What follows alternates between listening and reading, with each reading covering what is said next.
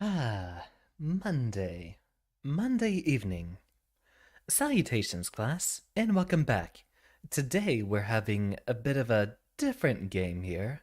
Hyperbolica is our lesson today, featuring hyperbolic space, which is, well, as you will see, much different from what you should be familiar with. This week is going to be a little interesting, as I'm going to try to do mostly newer games rather than sticking to some of our classics, like Dead Cells or, Noida. Instead of those, let's see if we can try some new things instead. Like this. You do see a sphere of sorts, but such a description is a little deceptive. For what I know, this game is mostly a tech demo, but otherwise has a lot of creative uses. Disabling motor cortex. Bypassing occipital lobes, so that would mean that it is feeding visuals directly into our brain and going past where our eyes would process everything. Alright, class, settle down. We're already here in a very familiar environment, I see. Does everyone have their brain link fully charged and calibrated? Great. Let's get started. Welcome to the Virtual Reality Learning Center.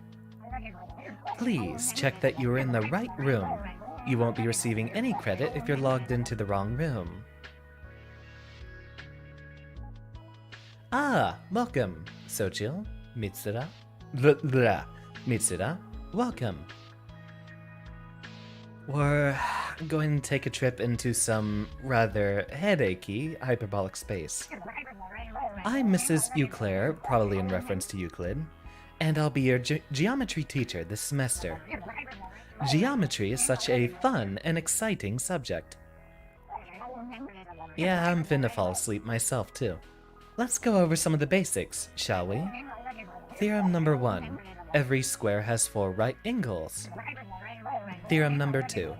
Parallel lines stay the same distance apart. Theorem number 3. The circumference of a circle is pi times the diameter.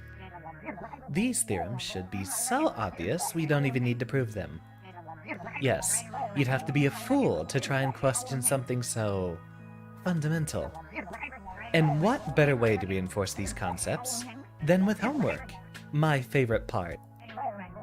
I want you to do 2 through 26 even, number oh, I remember this stuff in school. Like it or hate it, she's spitting facts. Well, we'll see a number of them won't be true here in a moment. I remember my college courses and doing those specific, problems. Well, that sounds like an entire semester's worth right there. Welcome, James. We have just begun.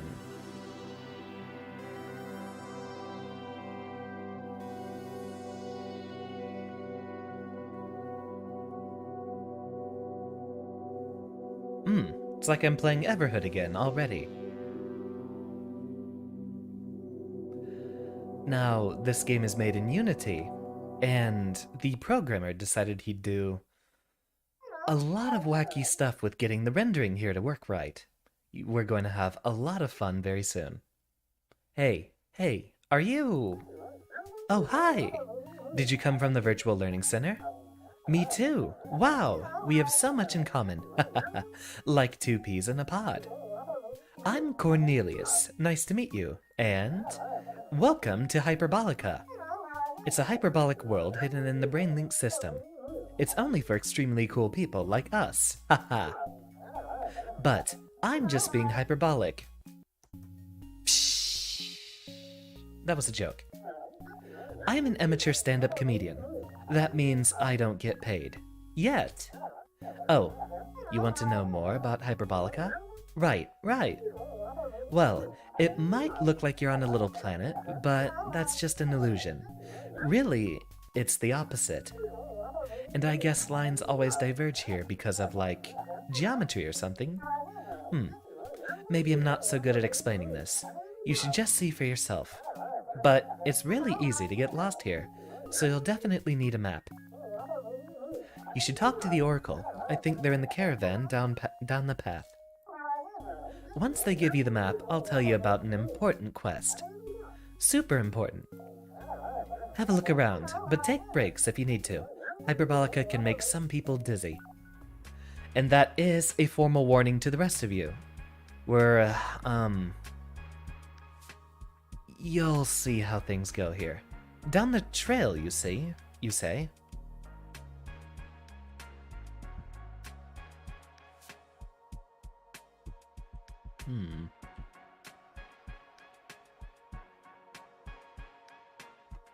I already forgot where he pointed us. To the wagon here. Might be something to be done. Greetings and felicitations. I see you're looking for some guidance. Relax as I search for the help you desire. Yes. You are lost and there's something locked away beyond your grasp. How do I know? I am the Oracle. I possess illustrious powers of divination. Since you are new here, perhaps I may provide you with some assistance. Please, take this map with you on your journey. We're going to need this. Simply use your map button to access the map, and the map mode button to change the projection. If you forget which buttons they are, you can always check your settings menu. And in case you find yourself lost again, please visit, and I will use my powers to advise you. Farewell, traveler. I was wondering when we get the map, this would be the most important part of our navigation. Hey! You got a map! That's great! Now we can go on a grand adventure to unite the Platonic crystals. Platonic solids in hyperbolic space. Because of the prophecy! The great prophecy! It tells of a chosen one who will... Oh, great. This is Baby's first legendary story. Collect the 5... what are they called? MacGuffins and bring balance to Hyperbolica. And the prophecy also says there will be a plucky and lovable sidekick. That's me, right? Anyway, the Platonic crystals are scattered across the land, and once they're reunited, they'll bring a new age of prosperity. You can go to different areas around here by traveling through portals, and once we get all the crystals, we'll meet back up here. For now, you should explore and check things out, and I'll help you from the sidelines. That's what I'm good at. Just enjoy Hyperbolica, and I'll be around whenever you need help. Good luck with the quest. Adventure awaits. Huzzah! So, we're going to get very, very dizzy once I start walking long distances forward. There was a city. I see the arch there, and there's some fellows standing around. Let's just pick a direction and go.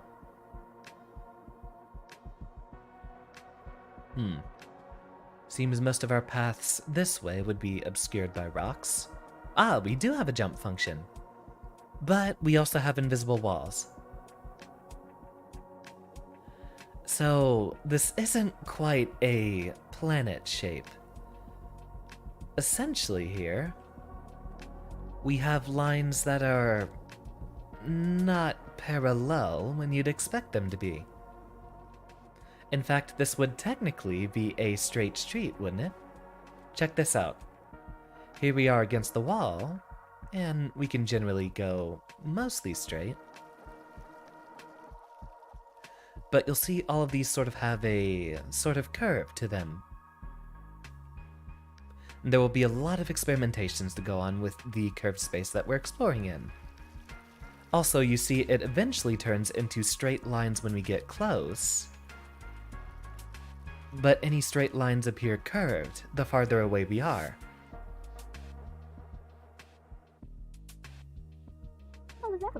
Hey, I love your style. It's certainly of the moment. I'm more into experimental fashion.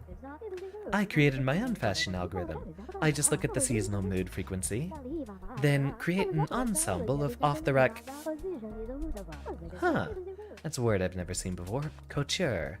Throw in a couple textile motifs, some asymmetrical knitwear, and voila! Fashion! With the shiniest of star pupils. Doesn't look like we can actually go into most of these buildings. Did look like there might have been something for us to enter over here, though. Ah, this must be a portal. Hop on in. I see we need to consciously act with them. Oh boy. Wait up! I'm right behind you. As your loyal sidekick on our very important quest, I must keep you informed on Hyperbolica. This is the Infinity Cafe.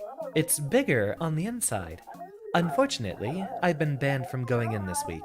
They're getting complaints from customers about my singing.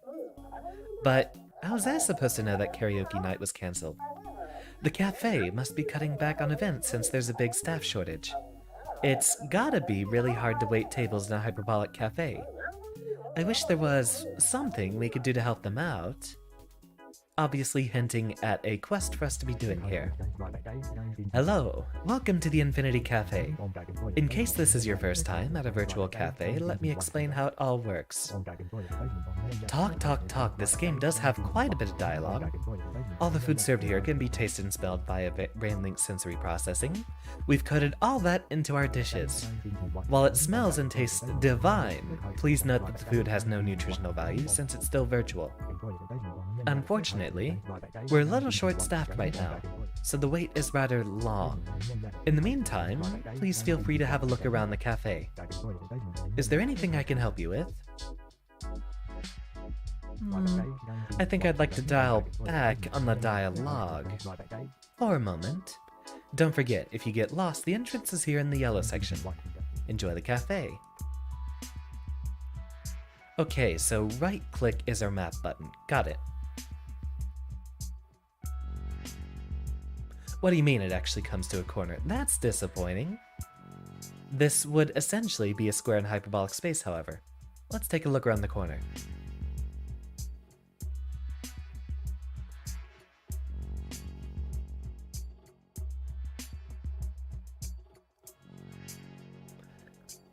I did see in the trailer there is a minigame where you have to wait on these folks, but I don't exactly see anyone we might talk to for a bit of a quest.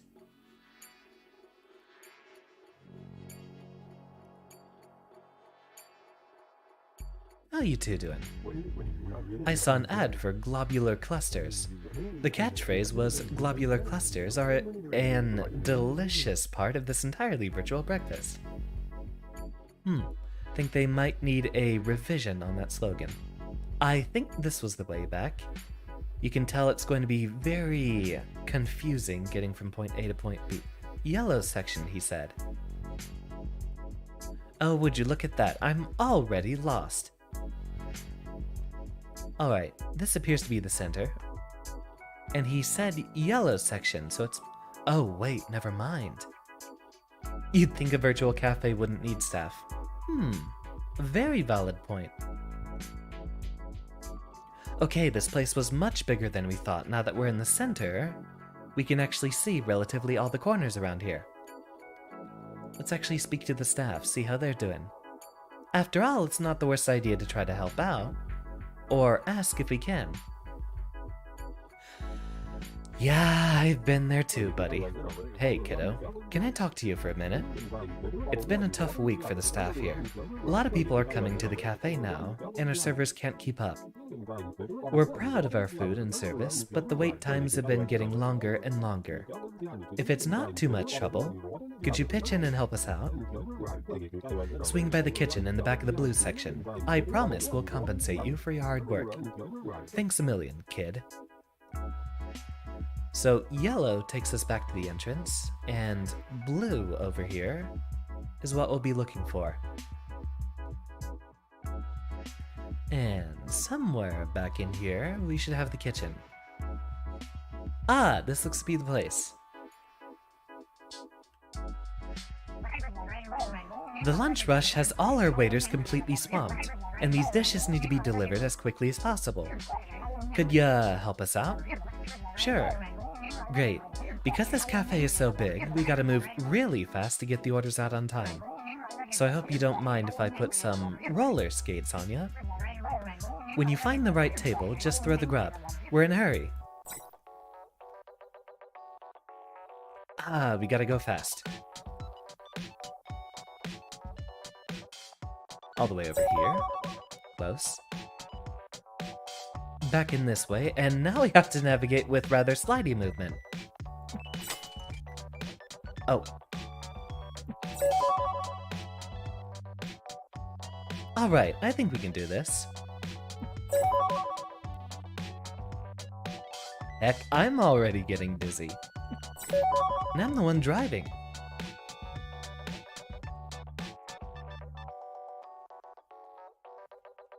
Alright, all the way on the other side here.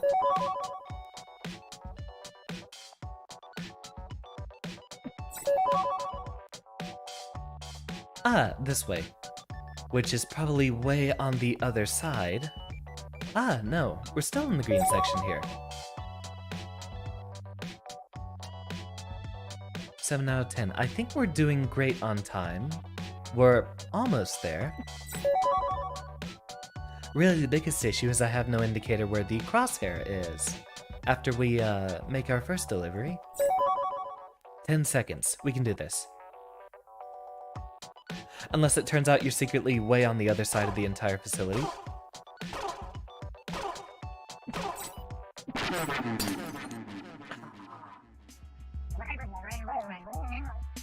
Drats. Let's try that again. But this time we immediately turn around and start speeding off.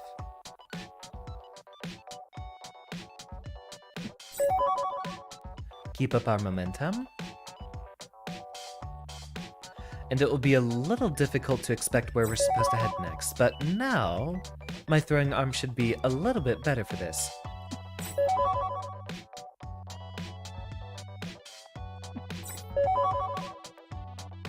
Although throwing... Does the player character have feet? No one else seems to have them. I imagine they're not being worn like roller skates would be. Perhaps they're literally glued to the bottom of the player character. I imagine this game might not have a third-person mode for myself. Speed all the way over here, and toss this. Oh. I suppose people aren't really picky for what they get on the menu, since it seems to enable us to give anything to anyone. Look, we toss something, and we just get something else. Alright, we have way more time.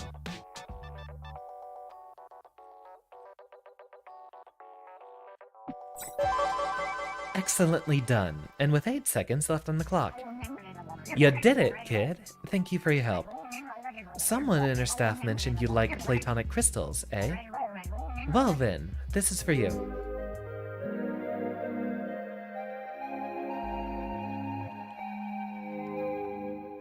And there's 5 of them, so presumably they'll be the 5 platonic solids. We're still really busy, so I gotta get back to work. See you later. Let's see. I'm gonna go ahead and bring up that map again. We have to navigate all the way back over here to the yellow side.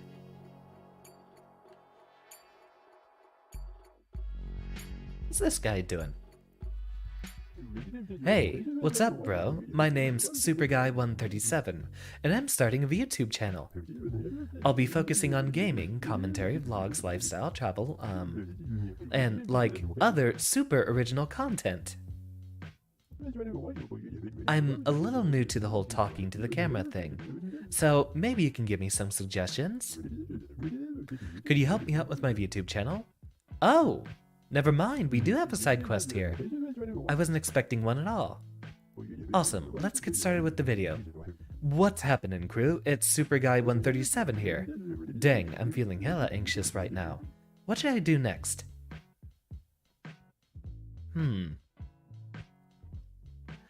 I'm not one for blatant misinformation. Why not give them some forbidden knowledge instead? Oh man, you won't believe this, but inside the Infinity Cafe there's a secret object. No one knows where it is exactly, but I heard that it's inside a corner. Bro, that sounds so freaking mysterious. I love a good mystery with a mysteriously secret mystery item. I wonder what it could be. That was great. Now what? Talk about the food. That stuff always gets clicks. Well, my favorite food at the cafe is the Infinity Donut. But it's not like an infinite donut. Like, you can eat it. You know, it doesn't go on forever. Don't worry, I'll just edit this whole part with jump cuts so it sounds better. And that's a wrap, fam. Don't forget to share, like, subscribe, unsubscribe, subscribe again, and click the link in the description. That's the secret code to get the algorithm to notice. Note taken. Until next time, peace. Wow, that was dope. I love making content. I'm still rough around the hedges. I'm going to assume hedges is slang. So, thanks for all your help on this, broski. In a corner, you say? Obviously, I'm going to check the closest one.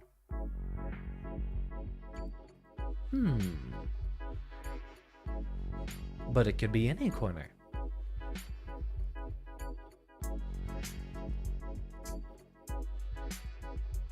That reminds me, we do have a Toho stream soon. There's going to be one coming up this week. Is that? Yes, it's an impossible cube. And that is a Mandelbrot set glued onto someone's face. Perhaps not the best idea to check every corner. Wait, it's over here. A spoon?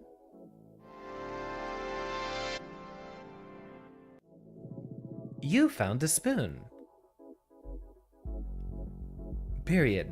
End of sentence.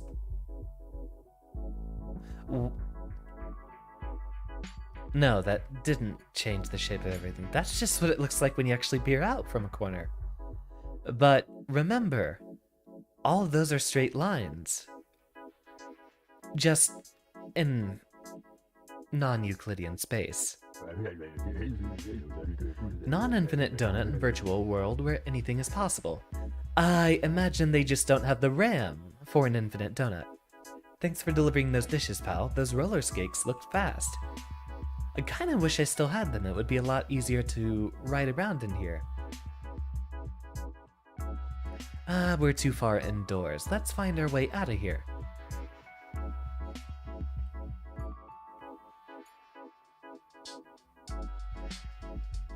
Awfully cryptic.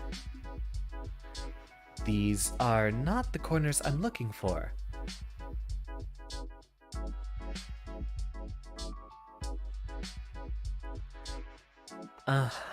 We're gonna have to figure this one out. Here we go.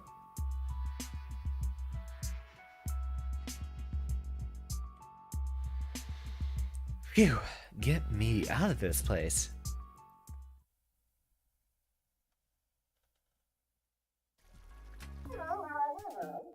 You got the first Platonic crystal! Nice! You can check it out in your trinkets menu. And now we're one step closer to fulfilling the great and wondrous prophecy. Just make it not disappear, make it regenerate. I do like your idea, James. Perhaps I'll implement an infinite donut in the Game Maker project sometime. The corrupt empire shall fall when a traveler and his plucky sidekick defeat the time-traveling supervillain and usher in a new era of prosperity. Hey, did you know that Hyperbolica is a complete secret? Yep, it's completely closed off from the rest of the BrainLink servers. And even though I'm just a nobody, I figured out how to access Hyperbolica anytime I want.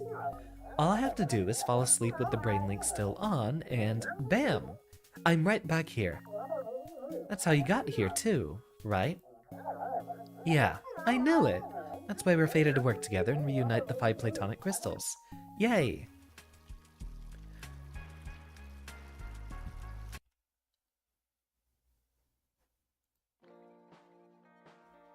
So we do have an inventory of all... Is there a whole series with this guy? Guess that's a checklist. Indeed, doesn't look like we actually have too many controls to worry about. So, no secret functions for us to be looking for. Alright, I'm just gonna guess this entire place is a hub world of sorts.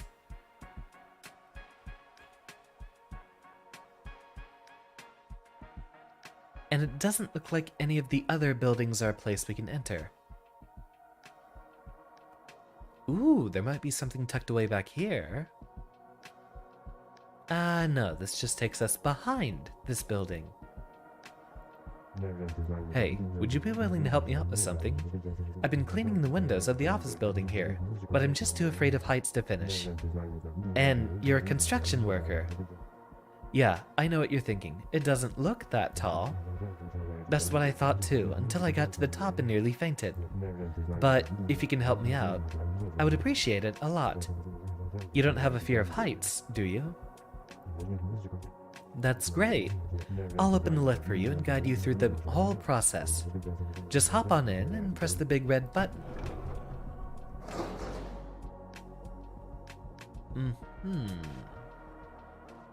You're completely right. That doesn't look very tall at all.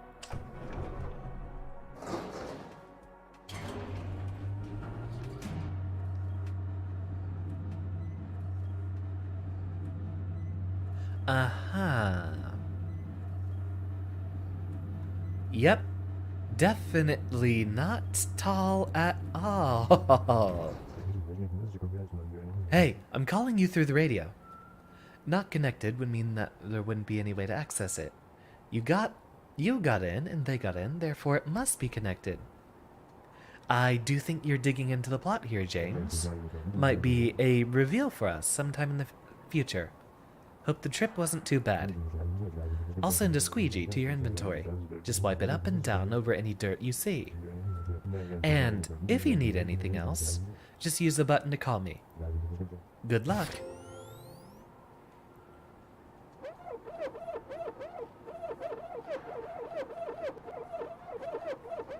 Aha, not what I expected to be doing today. But are there any other around here? Perhaps not by portals, indeed. Welcome, Red Square. How you doing? We're currently on atop this very, very short building.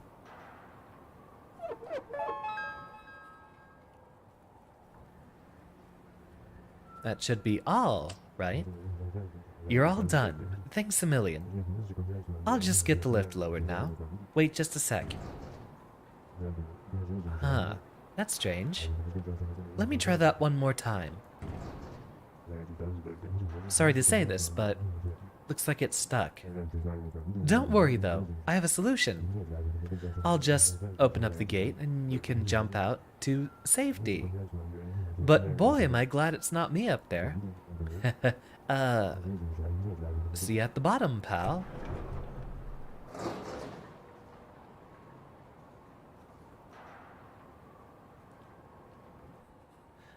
Maybe there's some hyperbolic pigeons up here, James. Maybe that wasn't exactly dirt on the window, was it? Alley-oop. Oh, that wasn't that bad at all. Welcome back. I hope that wasn't too stressful for you, but that really helped me out. I was worried I was going to lose my job. In fact, maybe I should find a new career. You know what? Keep my squeegee. I won't be needing it anymore. See you around, buddy.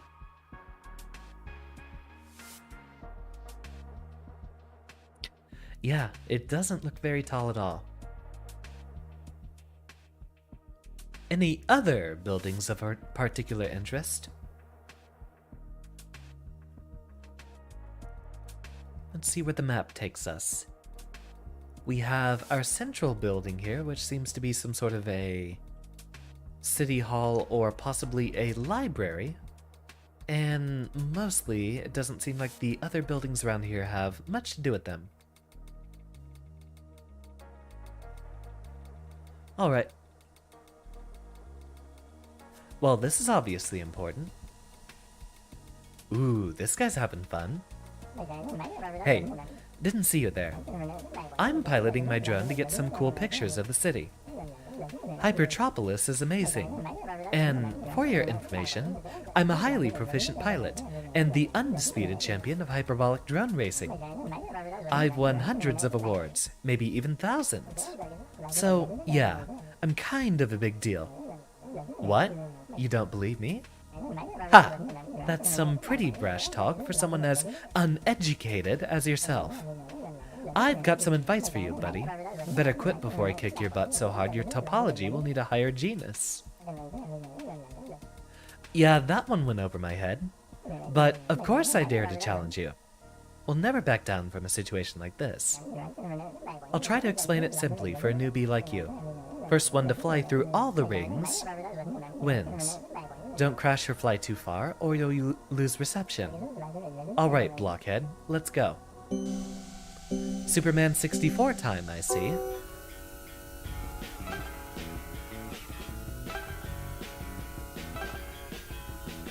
Ooh, dear. I wonder how exactly we're supposed to accelerate past him.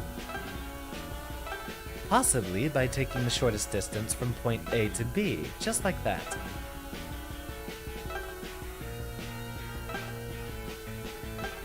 Which means we generally want to navigate on the inner curve of wherever our paths might go. Although at this point I don't imagine him...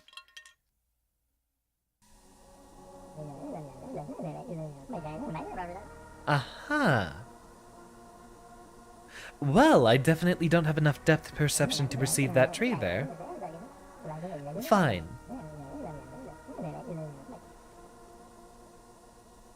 Wish there was a mode where you could fly the drone freely too. I wonder if there is.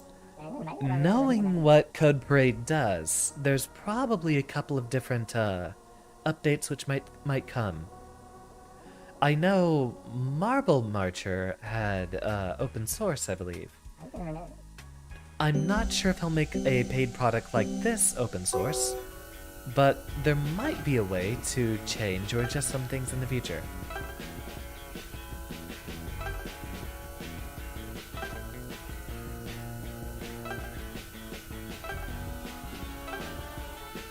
So, S, I'm going to guess that your arrival here would be indicative that you might have followed the development of this game, just as I have.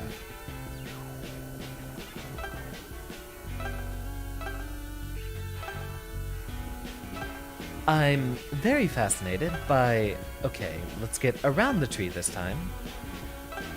Very fascinated by different ways code can be applied to such non-Euclidean things. Non-Euclidean geometry is actually a favorite topic of mine. And just the general whole freaky math fan myself. Watch the YouTube videos. Well, welcome to the channel.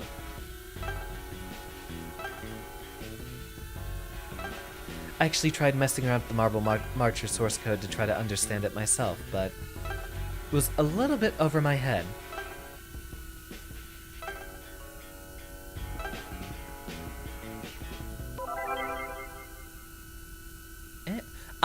So we are a same fellow as just as everyone else, but it seems we are a solid dark gray color. Guess I should come clean. I'm not really a champion drone racer. Yet. I'll keep practicing more until I'm really good. Thanks for the challenge, and sorry about being such a jerk. Guess I just masked my insecurities by exerting a false sense of bravado. Haven't heard of Marble Marcher. That was from about... I think it might be 3 years ago. Still, you deserve a prize, but all I have is this graphing calculator. So, here you go. See you later, pal. Marble Marcher was a prior project of Code Parade, the sole developer of this game. And it was a 3D fractal renderer that you would have to navigate a path through. So, similarly, a very bizarre application of math and geometry. Though, still a Euclidean fractal. Yes, we have entered the vaporwave zone, I see. What's going on here?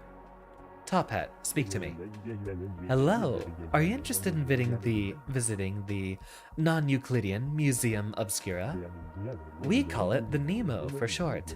It's a very exclusive high art gallery. Unfortunately, I don't see you on the guest list, so I can't let you in. But can you stop me? Sorry, you're not on the guest list. Come back when you have a ticket. Alright, side quest it is.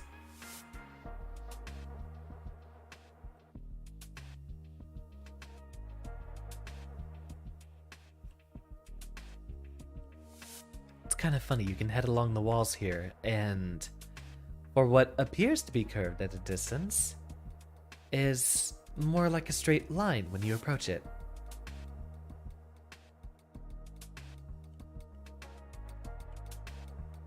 Goodness, it must have been a nightmare to render.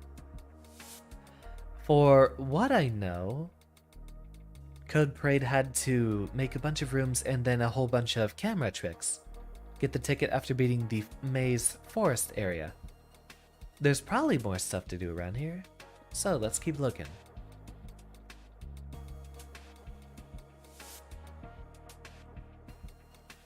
For what I know, the game is actually divided into a lot of square subsections, like what we saw on the tiling over there in Vaporwaveville. But it sort of uses a bunch of camera portals to make it appear like it's hyperbolic. And I imagine he has a custom coordinate system for this. Ah yes, here we begin. Traversing through the forest here. This might prove a bit difficult. You look rather bored out of your mind. Hey, shh, don't say a word. I am part of the questioners. Are you a member? Yes, I don't know as well.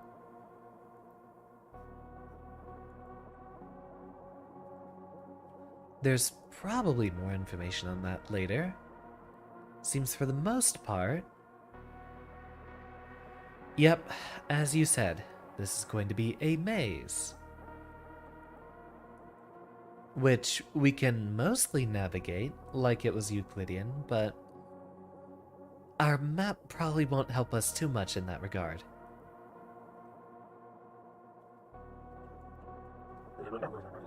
I see you got a map. Perfect. You may go into the maze of Hyperbolica? Truthfully, I'm not the best at my job, but if you got a map, then I'm off the hook. Don't want the boss coming for me.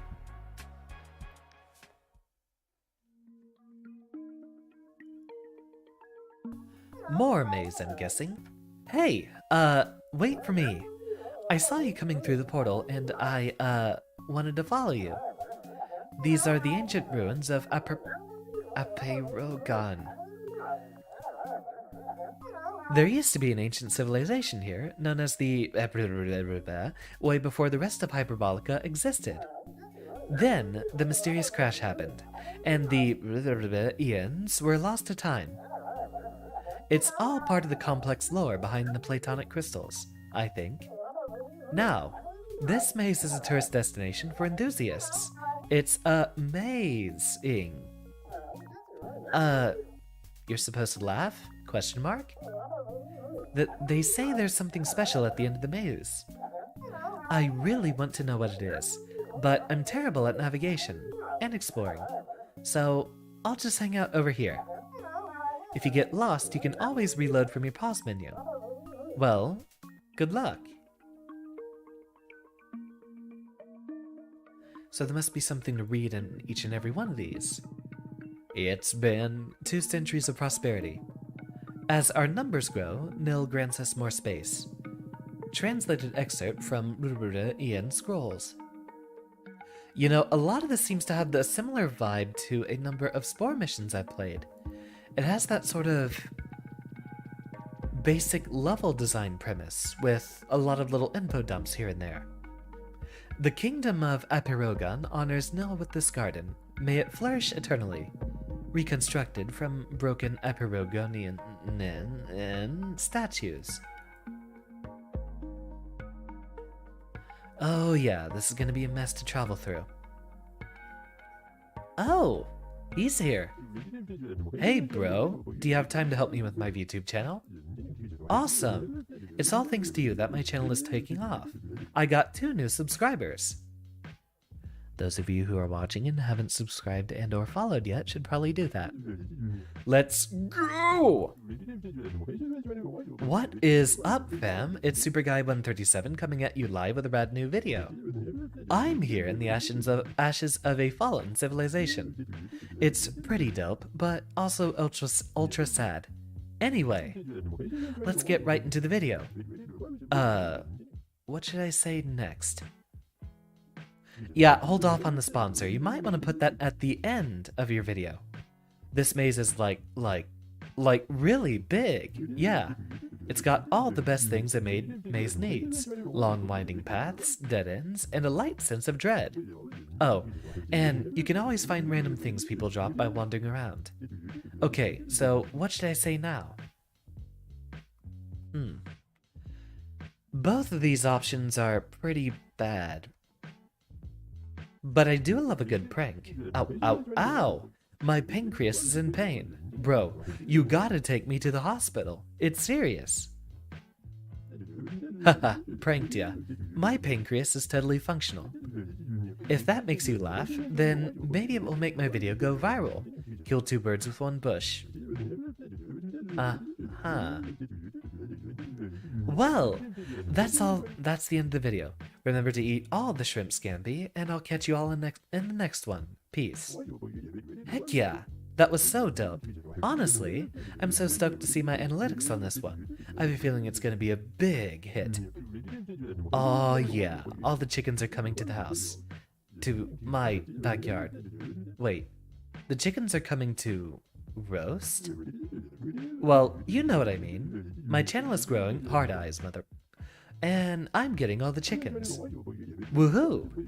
I hope we can do another rad collab soon. Nothing in that little statuette. More tablets. Someone's phone number. Decode a number left after the crash. The Hyperbolican artifacts left in this maze are fascinating. It seems to me that the were praised and feared something called Nil. It's not clear if that was a powerful user or something else.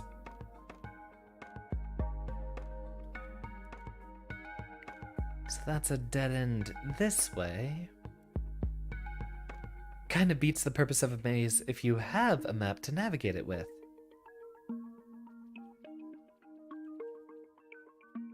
It seems the map actually functions sort of as a camera overhead, since we can get a good view of this friend over here moving around in the camera view. So the crash sounds pretty bad. Does that mean that those users were kicked out of Hyperbolica forever? Or did this part of the server get corrupted? Nice hat. Hey, you're really lost, aren't you? No? Okay, I understand completely. You like to wander. But if you change your mind, I might have something that can help you. Well, sure, I'll take another gadget or trinket. Take this pin. It will appear on your map and guide you.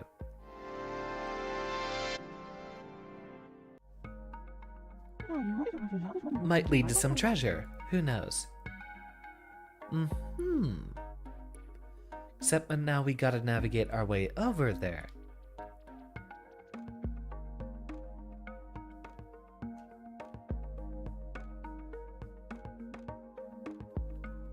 Given how askew that is, it's not necessarily going to be in the straight line we expect it to be.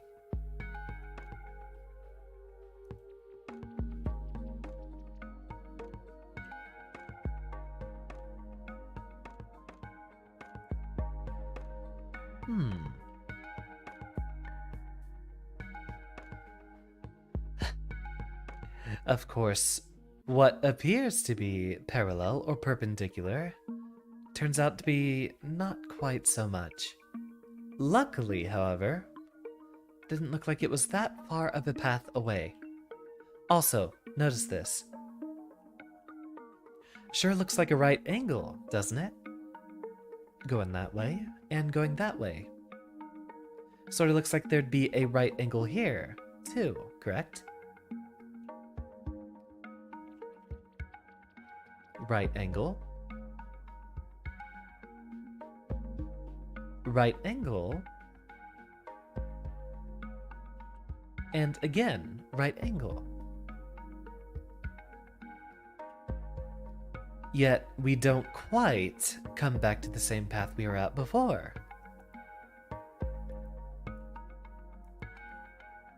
Ah, another of the Platonic solids. The cube. I forgot what the first one was called. Octahedron. That's correct. You found a Platonic crystal.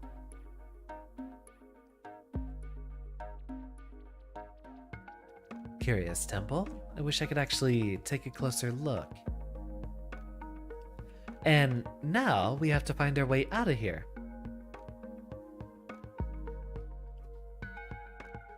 So, we're also going to be looking for a triangular pyramid, an icosahedron, and a dodecahedron. The Platonic crystals here are all, at least that would be my guess, one Platonic crystal after another. In 3 dimensions, there are 5 of them. The Platonic solids are defined as a 3-dimensional shape with no holes or breaks or anything like that, made out of only one 2-dimensional shape. In other words, the easiest one that you should all recognize is a cube, made up entirely of squares. Put 6 squares together and you'll get an exact cube. No need to use any alternate shapes, like the sort of bizarre alternation between a hexagon and pentagon tessellation that you might find on a soccer ball, which is still inaccurate as it's a sphere anyway. And now the real challenge. We have to find our way out of here. Oh. Never mind, that wasn't a difficult search whatsoever. Loading screen. Time for a drink.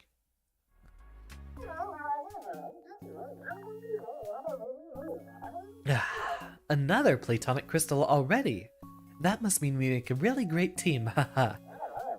Fulfilling the prophecy together, just as the ancient wizards foretold. The thing about Hyperbolica is that everyone here is too nice. People will say, "Wow, you're so funny, and let's start a sketch comedy group together." But when you try to meet up in the real world, they just ignore you. They act like they don't even know you. But it's like they say, you have to be odd to be number one. Hey, guess what? I got us tickets to the Nemo. Yeah, the tickets are for our quest. That place must be hiding a Platonic crystal. I'll meet you there in a little bit. Here's your ticket.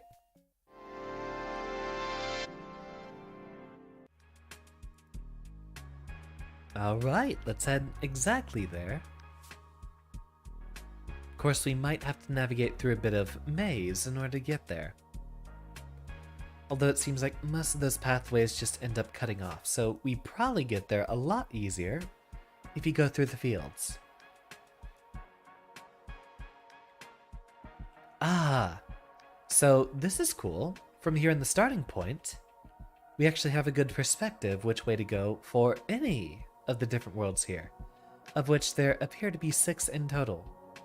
So, on to the Nemo we go. Insert joke about finding Nemo here. I see you have a ticket. The Nemo opens its doors to you. Enjoy the gallery. You know, all the assets in this game are technically programmer art, so this does give me some comfortable aspirations for the future. I am not an artist, but the simple, direct, clean aesthetics here look like something I could do. Hey, I almost missed you. Well, I actually did miss you, but not in a weird way, in a normal way. So, this is the non-Euclidean Museum Obscura, also known as the Nemo. There's always a waitlist to get in, especially when Benny's work is on display. Benny is this super mysterious artist. I accidentally met him one time, and he was pretty, out there. Oh, he likes to collect things too. Maybe Benny has a Platonic crystal. It wouldn't hurt to ask. I mean, it could hurt, but maybe just emotionally. I guess I just wear my art on my sleeve. Heh. Well, let's try to find Benny. If we split up, we can cover more ground. So, I'll look for him over here. Meaning right by the door, meaning I have to do everything myself. Collect them all. It's about the box you don't see.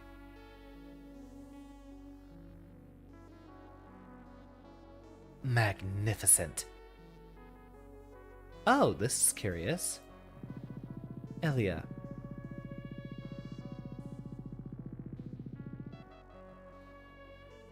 And then a very long hexadecimal code. Hold on. I think we can decode this. As knowing developers like this, there's definitely a secret message here. Hexadecimal to text, perhaps?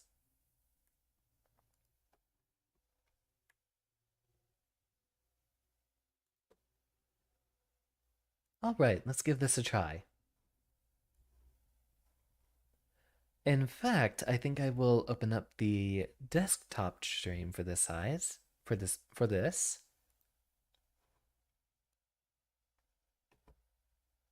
Ah, that scaled up a bit too much from the programming stream. Let's go ahead.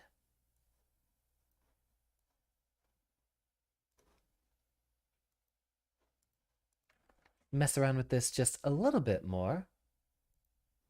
Guy, I haven't actually had to do anything with this since our programming stream a while back. So, bring our web browser up here, up top. And let's start seeing if we can figure something out. Ah, it's not going to happen automatically.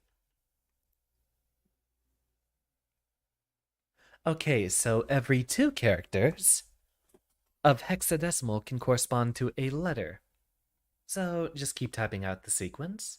75200. Maybe it would be better from a numpad. 73669, which actually okay, never mind. The numpad actually messes with my expressions. So never mind. Guess we'll have to do this straight off of the keyboard row at the top. So 616964 2069. Let's just see where that gets us to start with. You said I 742077617 32061 6E 206163636 absolute number station here. 656E 7420, roughly halfway there. 4920 7761732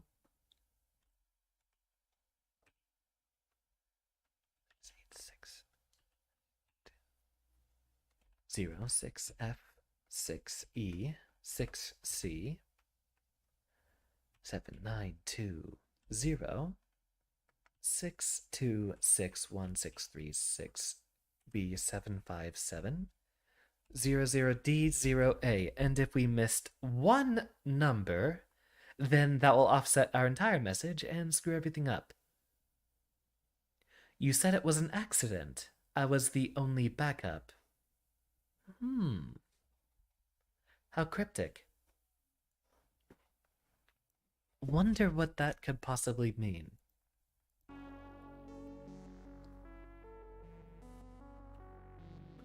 Perhaps just an Easter egg. I imagine we're not actually supposed to do anything with that. I was hoping to climb it. Disappointing.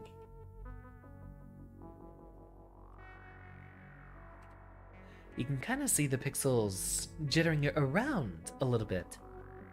Curious.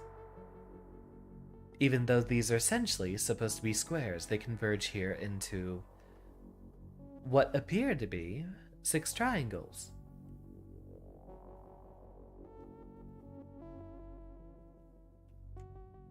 Someone's been playing Cold Lewis. AI goodbye, an expression of the nightmarish vision of being fractured into 1,000 pieces, only to be reconstructed over and over again. What curious mythology. And unfortunately, does look like we have a lot of empty spaces towards the edges of the map here. Though I imagine that is a necessary part of having to fill in a lot of hyperbolic space. Joy of fish. Dreaming of a butterfly leads to a night to remember.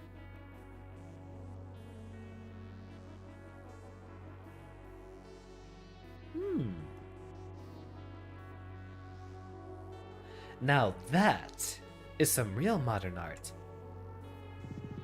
Home is where the art is. Don't worry about the gray goo. It's normal. You, dropped a little bit of your art piece here. And it's still crooked up there. Occasionally, we see some stars twinkling here. How weird. Is that a jackalope? Road to nowhere. Keep scrolling, Wirehead. Time is a spiral. Sure as heck seems like it. Can I get on there and help? No, we are prevented from doing so. As to be expected of an art gallery, we are not allowed to participate in the art.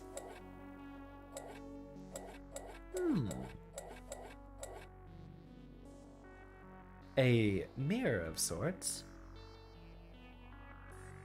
And another one. Okay. So I imagine this might be a case of...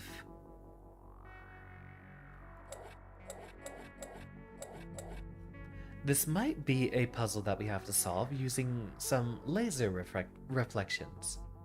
Ah, here we go. Perfect. Is this some sort of art performance piece? I don't want to touch it, but I kind of want to see what it does. Maybe you should try it out?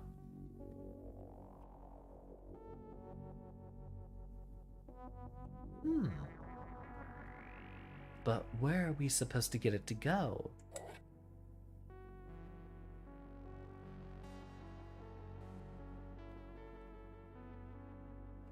So we can only deal in right angles, it seems. Where does this take us? More importantly, where is it supposed to end up?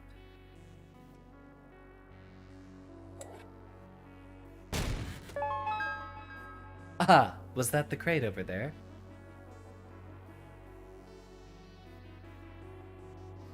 That's the ugliest and most dangerous choking hazard Rubik's Cube I've ever seen. You found an ideal cube puzzle.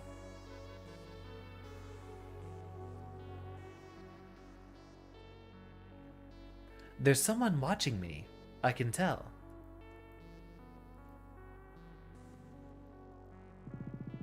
I follow you. You may watch the eye, but who watches over you? Okay, now this looks like something we can interact with. Hop right on.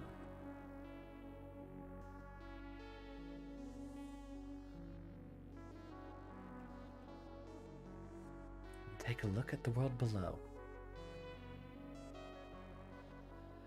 Reminds me an awful lot of Spore, just being able to see a perspective of a planet in which you can see the actual curvature of it.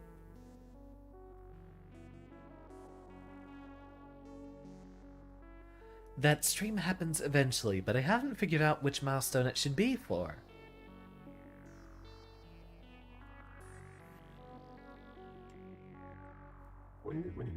This speaks to my soul. This really reflects the current zeitgeist. So modern.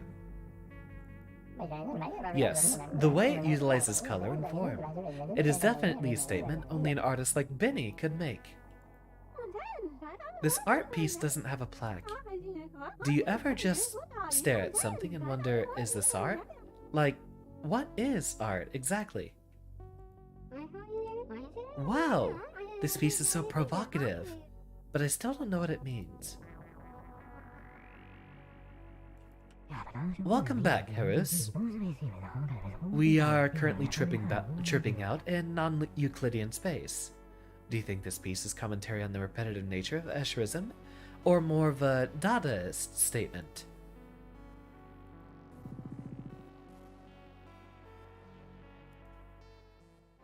Time for a bit of art theft. You stole the hat.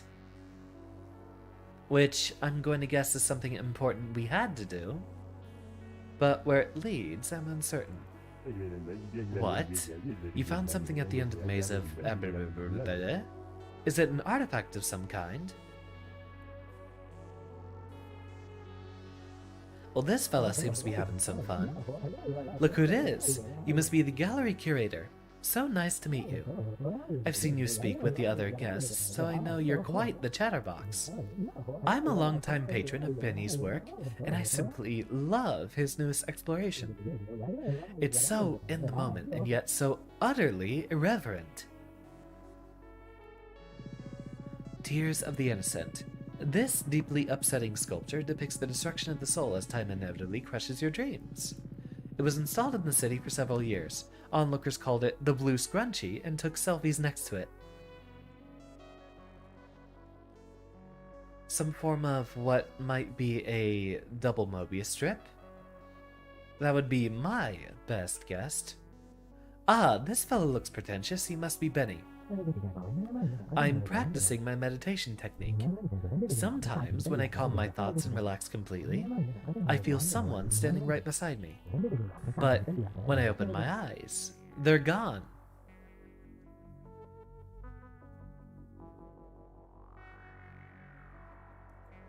Now this looks like a centerpiece. Recursion. This peak depicts the recursive nature of recursion. Recursive recursion. This piece depicts the recursive nature of the recursive nature of recursion. So on and so forth. I was hoping we could actually, like, walk in and shrink down just to keep the joke going. Wonder how difficult that would be to implement. And somehow, we still have not yet found... There we go. Somehow we still have not yet found every single art piece. In fact, I don't recognize any of the ones within our field of vision. What a grandiose place. Dichotomy. There are no illusions in art, for it can transcend beyond mathematics and physics. It is the user's mind which constructs the ultimate illusion. An impossible triangle, as you should all know. Ah, yes, the vaporwave slopes. So it seems we have reached some sort of a end here, right? Nostalgia. The future and past merge in the present. Which you should immediately identify this sort of aesthetic. Something about this place screams dolphin. I don't know why. I love the aesthetic here. You remember that internet trend where everything was a cake? Emotionless passion from Tekken 4 intensifies. Welcome, Zero. Forewarning, you might get dizzy with this game. Knife to meet you, my butter half. Half? Puns mask the deep sadness and emotional suffering. Don't let out my secret now. Butter that you don't look too deep into this one.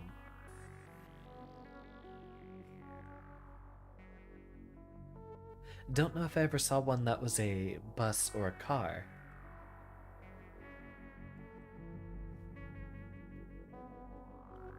Ah, here we are. This is where I wanted to be. Kipple.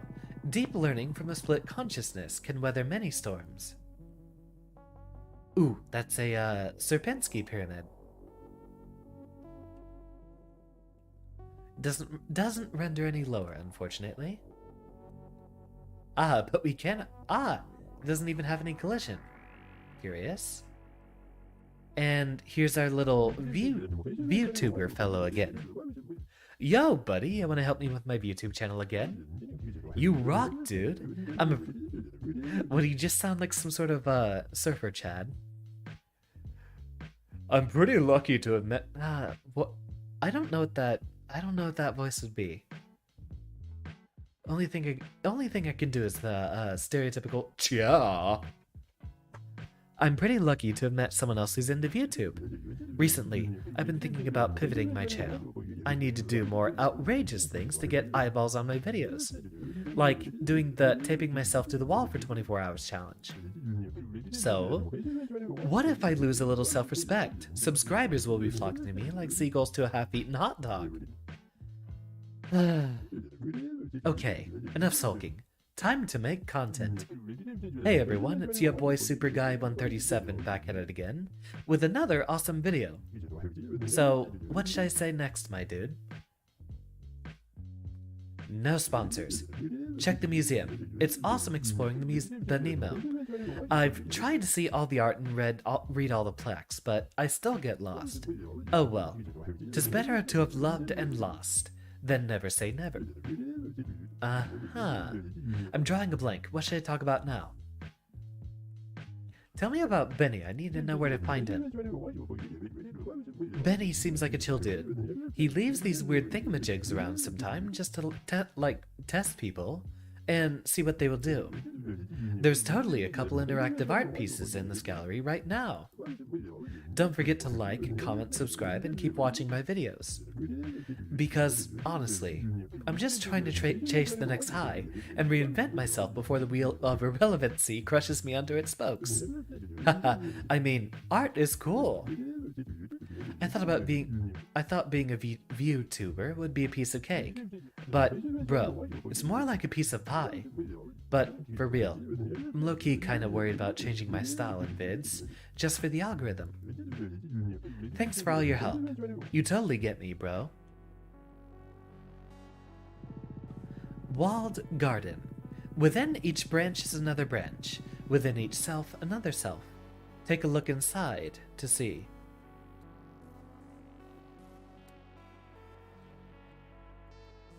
I guess that was more of life advice rather than us specifically supposed to be there inside. His sponsors are going to be furious that they keep getting left out. Good. I prefer there to be not advertisements in my YouTube content. Curious? Intersection. This piece has a charm and comes together in a strange symphony of truth and beauty.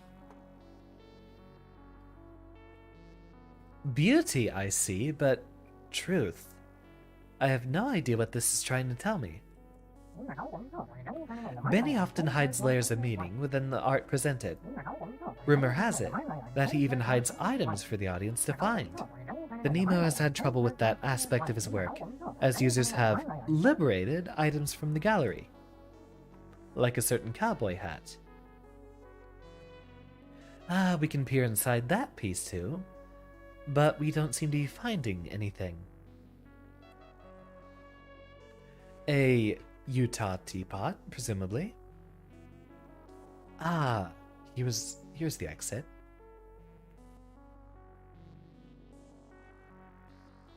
Wonder what is the actual centerpiece here. Wait. Wait. There it is. The triangular pyramid, but how do we get up there? Wait, no. It's a representation of all the 5 Platonic solids.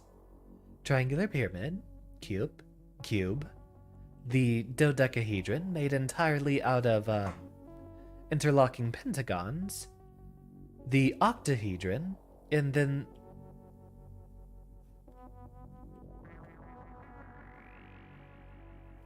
so it should be over here, right?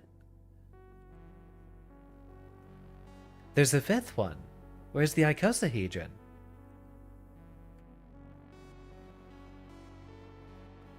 Ah, that must be the actual one we try to find here. Okay, hold on. Looking to the skies, we see all these moving squares here. So I'm going to hazard a guess that we might have run into a non-Euclidean platforming segment. Proceed. I knew there was a reason for us to be up here.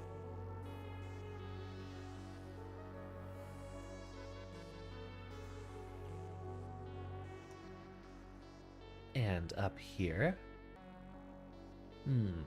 I imagine we might be trying to get to the top of that pillar, correct? How bizarre that balloons could be solid enough for us to stand on them. But now where? Ah, here we go. Come to Professor.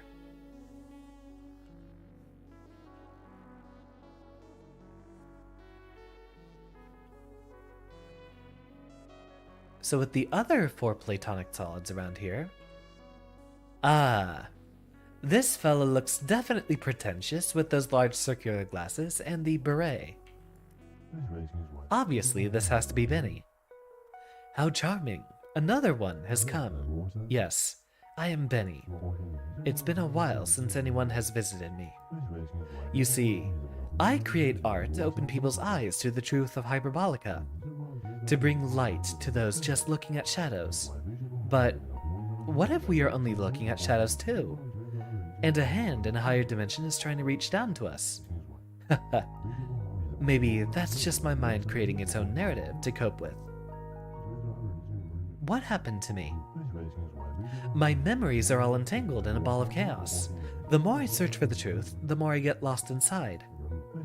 Sometimes, we just aren't ready for the truth. I know I wasn't, but I can still access my true name. Mill didn't take everything away. Not yet. To you, I must sound mad. Just an eccentric artist mumbling like a dreamer without sleep. And you wouldn't be wrong. But if you're here, then we have a second chance. I thought the other one had potential, but that plan was abandoned. Ah, I can see you're a collector as well.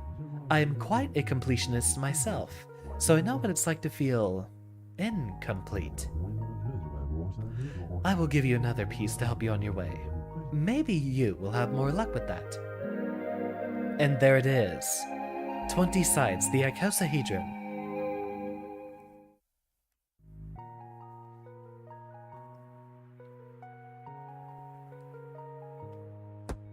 That was it.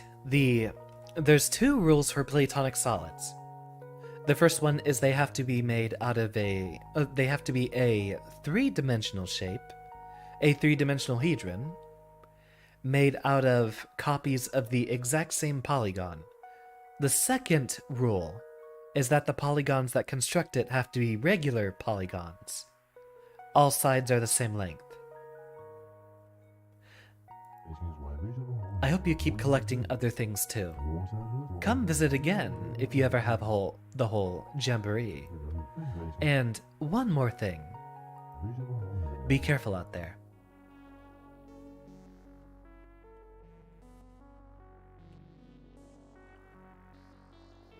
Well, you all know there's only one way to handle this.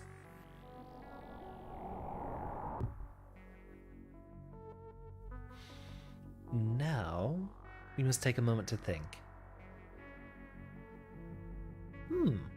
Curious. I didn't see the sphere all the way over here. Soul. This vision was conjured by the artist while picnicking by the roadside. Looking a little warm here, friend. Even though the sun is unthinkably far away, it's still really hot here. On Earth, the sun looks and feels about the same size everywhere. But the curvature here means it's going to be either too hot or barely visible. It can be very frustrating. Well, you don't necessarily need to see the sun, you're mostly focused on trying to obtain its warmth. Alright, now that we've had enough of our festivities and this headache here, we have to remember where that exit is.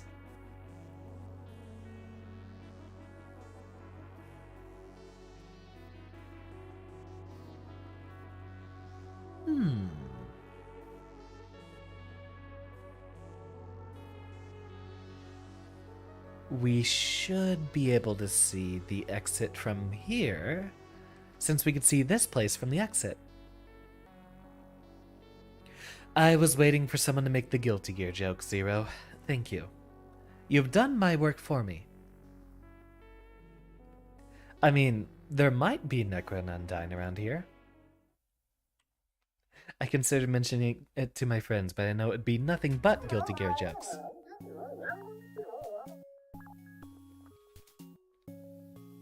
Dude's got freckles. Oh, whoa! You got another Platonic crystal. Huzzah! Soon the Red King's wicked spell will be broken, and we'll find a pirate map leading to untold riches. Yeah! Oh, I have a theory I wanted to run past you. You know about biometric signatures, right? It's how BrainLink connects us to virtual reality and simulates tastes and smells and stuff. Usually, if your signature can't be interpreted, then you'll be disconnected from virtual reality immediately.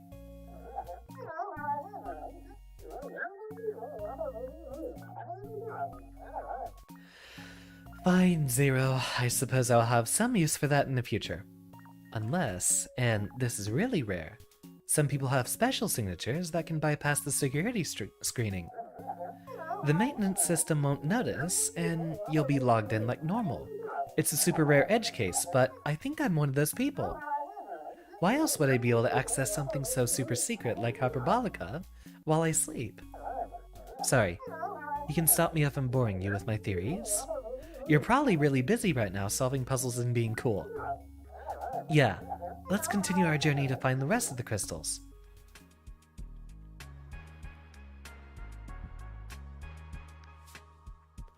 To the hub world we go, once more.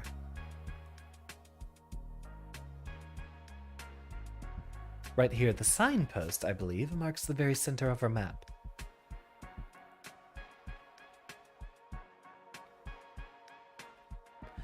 And while making turns in hyperbolic space can actually lead you into some of the wrong directions. Why is this game built like Rec Room? So, the whole gimmick with this game is that space is hyperbolic. This is not actually a sphere that we're on. It's easiest to see if we actually were on, sort of square-shaped tiles.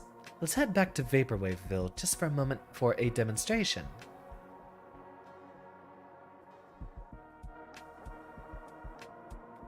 Hyperbolic's room chamber. Not actually sure I know what you're referring to. But the deal with hyperbolic space is it's curved like a hyperbola, which is where it gets the name hyperbolic. This is essentially a square space that we're standing on. Misspell of hyperbolic time chamber. Yeah, sort of like a...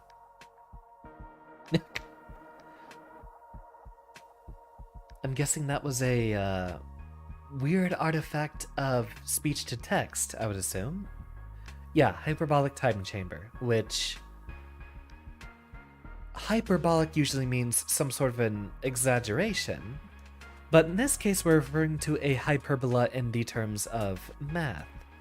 What we're standing on here is actually a magenta square, but because of the curvature of hyperbolic space, you'll see it sort of distorts near the tip. From where we are, sure looks like it's nothing but right angles on this tile, right? But as we get closer, turns out to not be the case. And for what should be a tessellation of squares, we do not have them meeting together as you'd expect squares to do. Of course, if I actually come over to these individual tiles, you'll see a few parallel lines here in the center. So essentially this just means we are on a curved plane of space. And in fact, I actually might want to take a moment to look away from the screen and grab more tea, as yes, I too am getting dizzy. So, I will be back here in just a moment. Go ahead and let your eyes rest for a couple minutes, just as I will do the same. See you soon.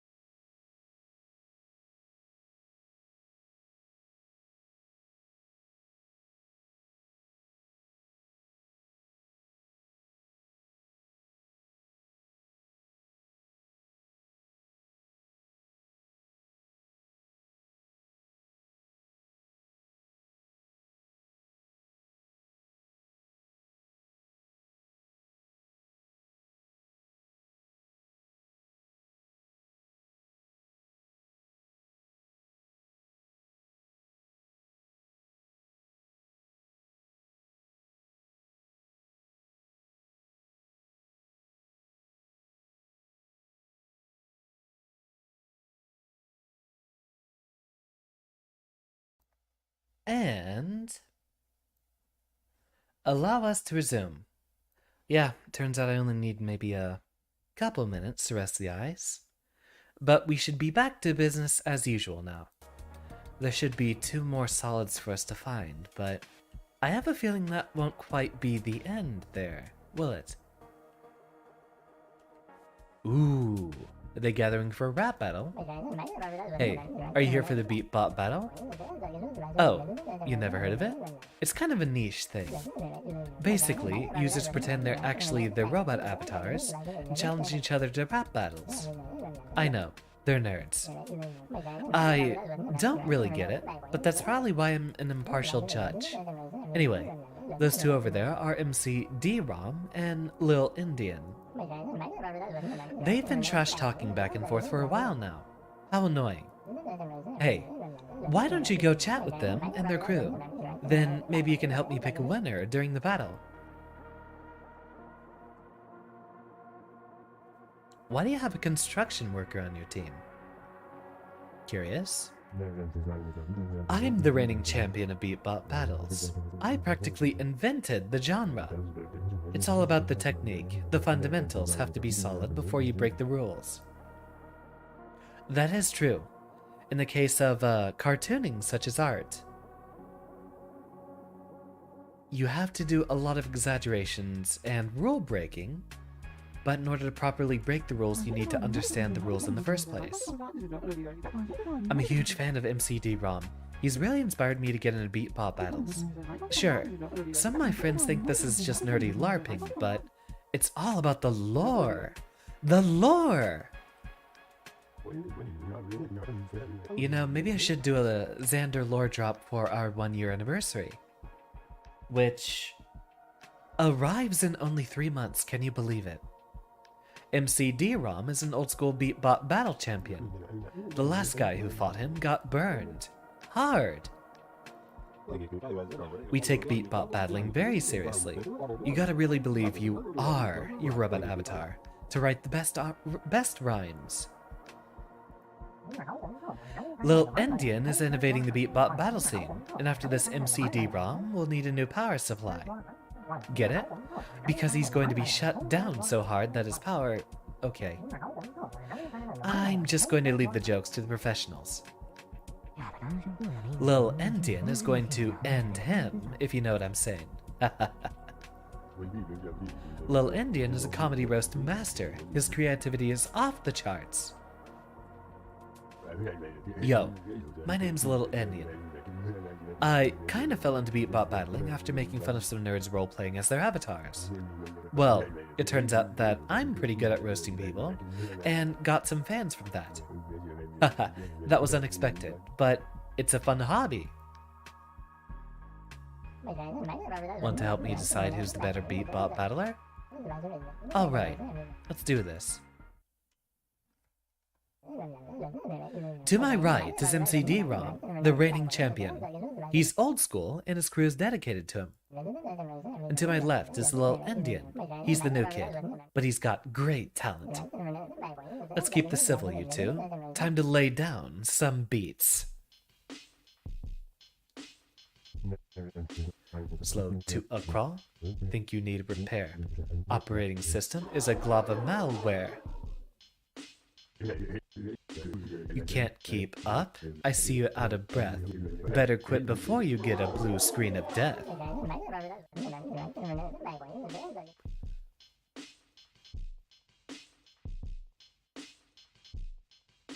I kinda like the second verse there. Though, now I do know I'm going to have to pay more attention to the lyrics specifically, so we can get a better perspective. Your disses are whack. You better watch your back. I'm a clean machine. You're a spaghetti code hack. You barely function. Your fans are all idle. I can do more in one instruction cycle.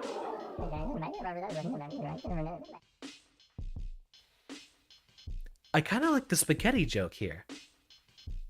What happened, Zero? What's going on with you?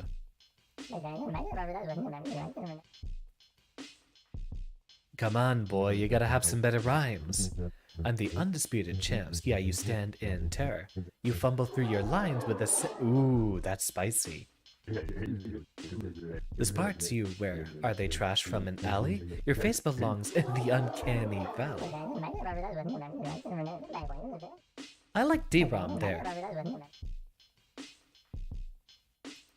He's making his comeback. I'm the Silicon King and you're a wannabe. Yeah, I'm more dope than a... I don't even know what a BJT is. My batteries flow with 10,000 volts. Look at you, bro, you're just a bucket of bolts.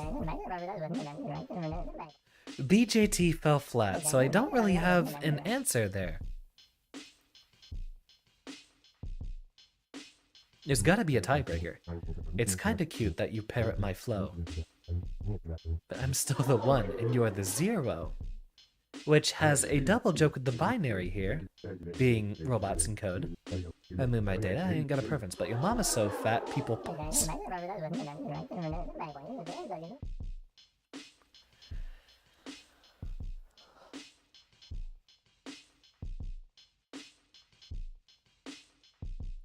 I'm sorry. The pass-by reference joke is too good. Pass-by reference is too funny.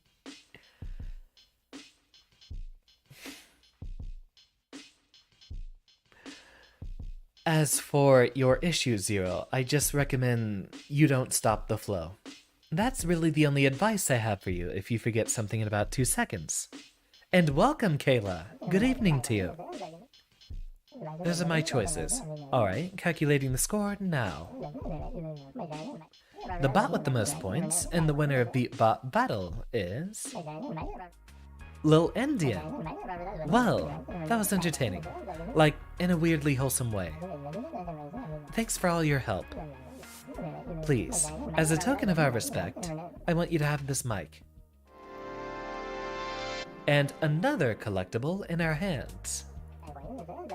Anyway, I'm gonna wrap this up. I gotta referee a spelling bee in an hour. Welcome, Kayla. I knew you had issues with the Everhood stream prior, so a formal warning that you might also have issues watching this game. Now, where should we be off to next? We've already been to Vaporwaveville, the city, and the forest, so one of these next 3 zones should be our destination. Let's do it a little counterclockwise. Desert and oasis here. Aw, no chance to see my reflection. De-Sitter Farms. You'll just peek and listen. Hey! There you are! So glad I caught you before you left the barn. Sorry, I get queasy going into De-Sitter Farms. But the people here are really friendly and enjoy that small town feel. And I mean a really small town feel. This pocket world has a spherical geometry, which is what makes it so tiny. It's funny, most people get vertigo looking down, but here people get it looking up. That's why it makes me so nauseous. I guess this geometry makes me cry? Huh. They say anything can be a joke if you stick the landing. If you don't mind, I'll just stay in this barn for now. Having a roof over my head makes me feel less dizzy. You know, I actually don't remember the lyrics to Divide My Heart, so I don't immediately have a clever in-character or in-context follow-up for you, Zero. So, this place is going to be a little different from the other places that we've been, where everywhere else made it look like we were on the outside of a sphere. The geometry here is on the inside of a sphere, which will be incredibly disorienting.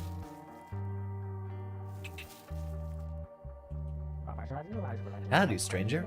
Mighty fine day we're having. But it could be better if only those gophers would just leave us be. Would you be kind enough to lend us a hand with our gopher predicament? Wow, thank you. Now, we don't want to harm the little critters, just show them some love and gently help them get on their merry little way. So this right here is the Plasma Bazooka HV-1000, Special Edition. But don't you worry, no harm will come to their precious little paws. Just think of it as a little tickle. All you gotta do is aim and press your interact button to give them a jolt of encouragement. The trouble is, those gopher ain't dumb. If they hear you, they'll scurry back to their cozy little homes. So I haven't had too much luck myself. There's about 10 of them, so when you finish the job, Just give me a holler. I'll give you something special for your trouble. I'll be here if you need any tips. Good luck.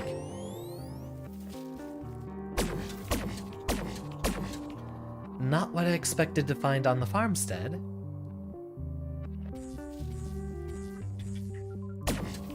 Wait a minute.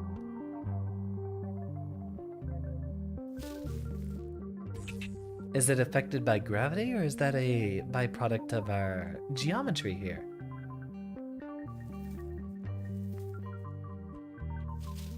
Now we stand immediately opposite of the windmill.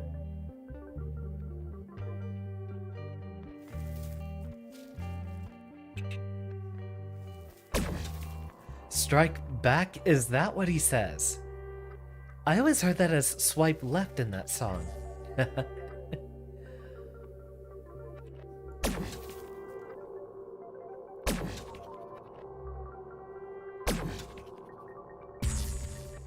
Yeah, it doesn't feel like they have.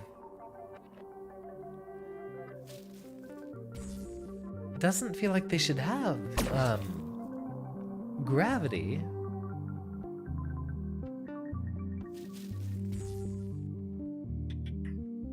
I think that might just be an issue of the spherical geometry here.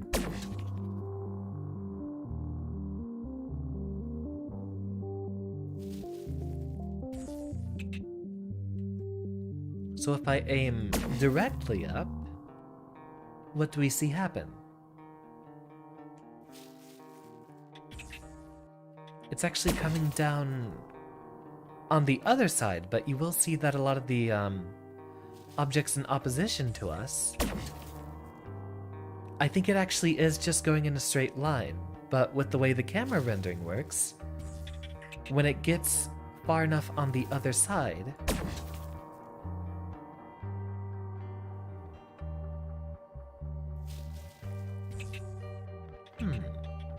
I can't tell.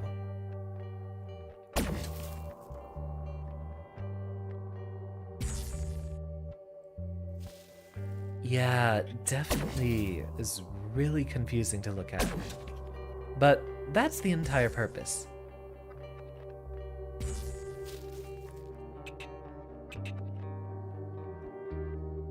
I think actually it might have to do with the fact that the opposite end of the sphere appears to be so close to us vertically. After all, you see these fellows in the distance look a lot bigger. And I think that might be why it appears the projectile's coming back to us. Oh, yeah. And if you stand opposite the barn, completely opposite it, it can actually look like you're inside of it, even though we're actually on the outside. It's because of how the space warps around. Welcome, 3PO. It's been a while. I'm delighted to see you again. Hit the moles on the other side.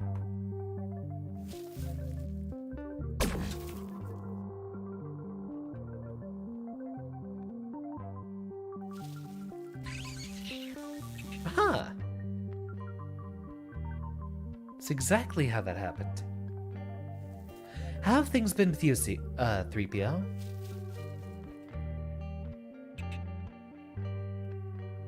That's a very disturbing gopher face. I actually meant to interact, not shoot. Very well.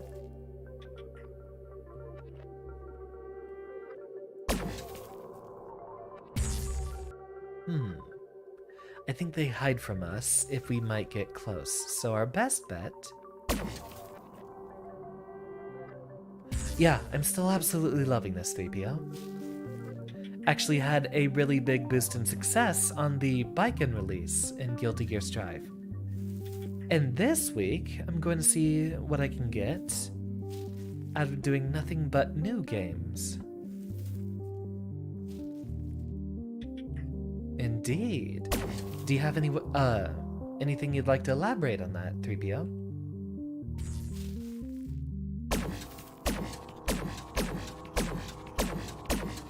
You know, if I just keep firing, one of them's bound to hit him eventually.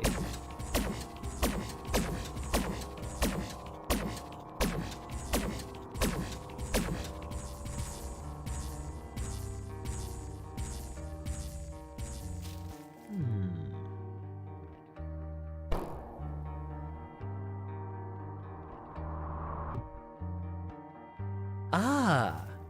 That takes us to the other side. How very interesting. What if we got anything in here?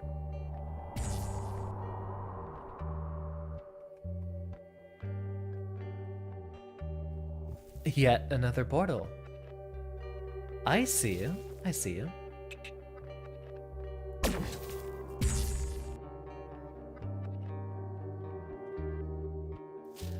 I've done Rivals of Aether before on the channel, but I don't play them often enough.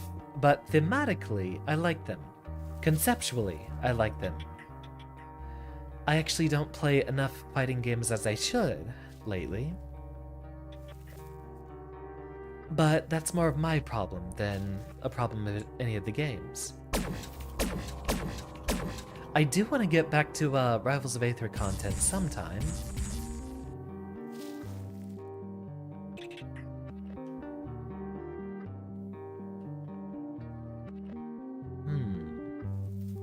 Wonder how we're supposed to be doing this. Something I might like called Smack Studio. Never heard of it. But I will gladly look it up. There's allegedly a surprise coming. Can we talk to anyone while we have? Okay, we good. That cannon sure does shoot slow. Maybe you can use that to your advantage. Hi there, my name is Iris, and I'm the founder and CEO of Hyperbolabs. Fun name for a company, isn't it?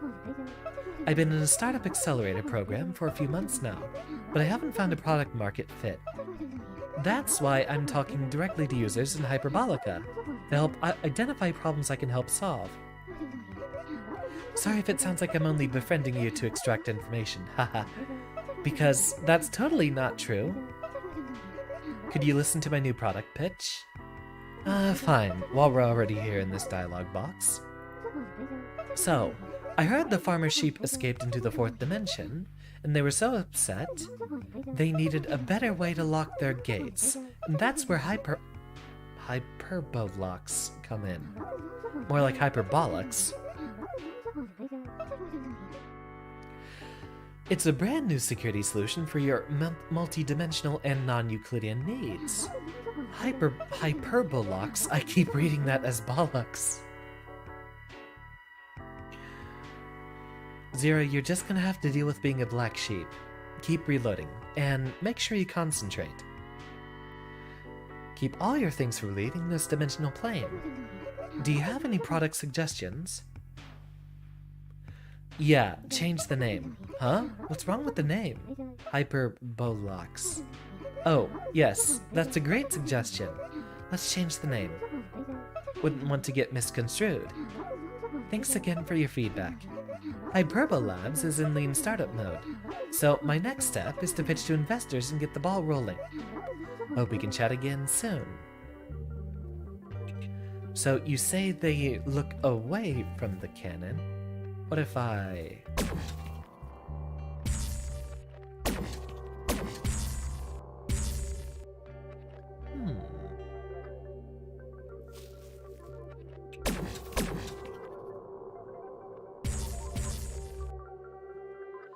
I wish I had a way to know exactly when they pop up, so I'd know when to shoot.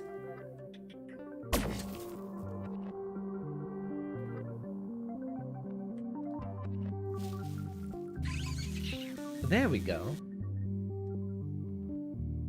So it seems it is explicitly wanting us to abuse the spherical geometry at this level. Do we know which hole they're coming out of next? Just take a good guess and that should work. How about here?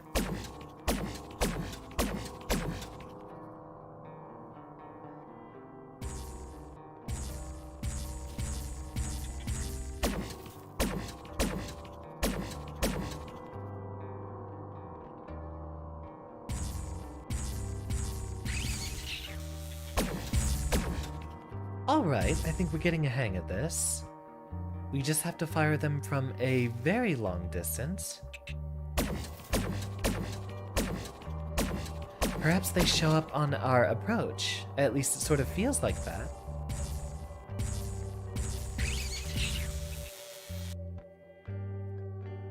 Just a little zapper, I suppose.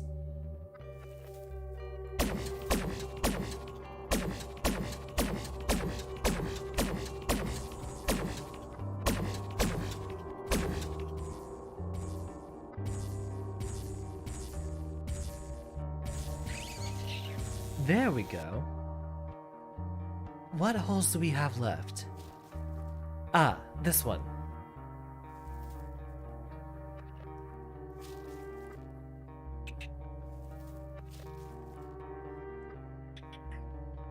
They show up a bit after I stop shooting.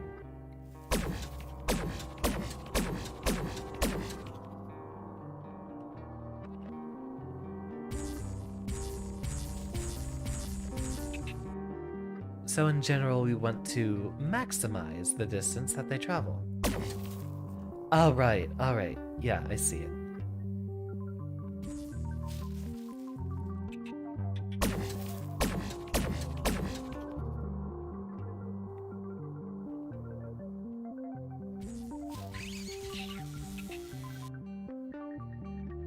Perfect perspective. Thank you, James. And stay down if I keep shooting.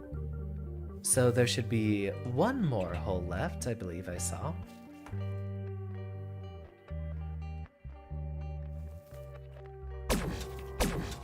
See, they were also going down before I started shooting, so I wasn't exactly sure if there was a pattern.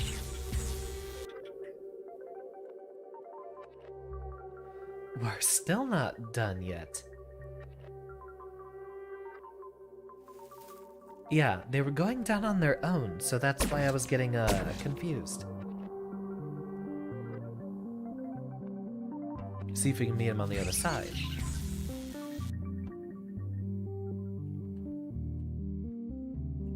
Ah, there's still you to deal with.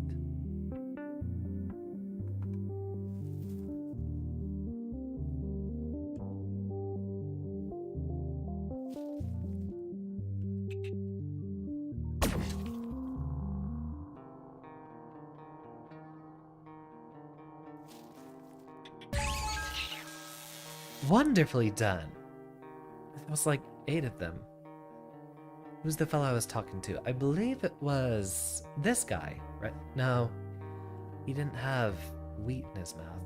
Or maybe he did. Hey, Junebug, don't be pointing that plasma cannon all willy-nilly.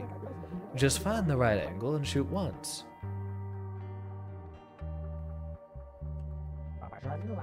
Well, circle my fruits and square my roots. You did it. The crops can finally grow again. In fact, I think I can hear them right now. We owe you a lot for all your hard work. I hear you're looking for one of the Platonic crystals. I just so happen to have one right here. I hope you accept this as a token of our gratitude. The triangular pyramid, which means the last one should be the dodecahedron, I believe. You're welcome to visit here anytime. And no more plasma cannon for us. I kinda wanted to see what was going on back here, and it doesn't look like I can actually control my velocity in that path any bit at all. Well, curious little trinkets though. Do we keep falling back and forth if we don't move? Portal! That's right. We definitely need a portal playthrough sometime. Hey, I'm on your head. Now that the gophers are gone, does that mean you'll be heading out too? Enjoy the well before you get going. One more thing, I just want to get a look at that barn from the other side. With the spherical geometry, it's kind of funny. You can see both the back side of it and the front side. And heck, from this angle, it almost looks like we're inside of it.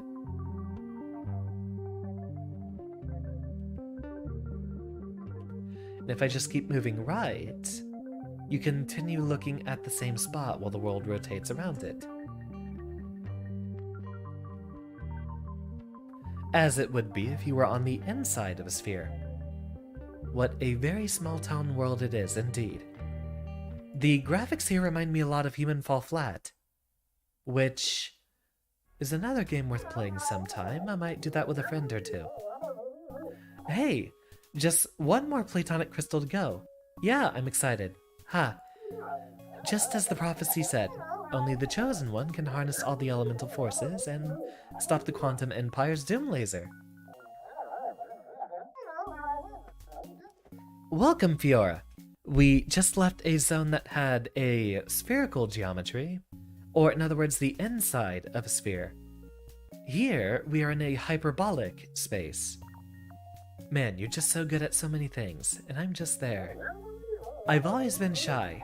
When I discovered Hyperbolica, I decided to make a new start and try to make friends with the users here.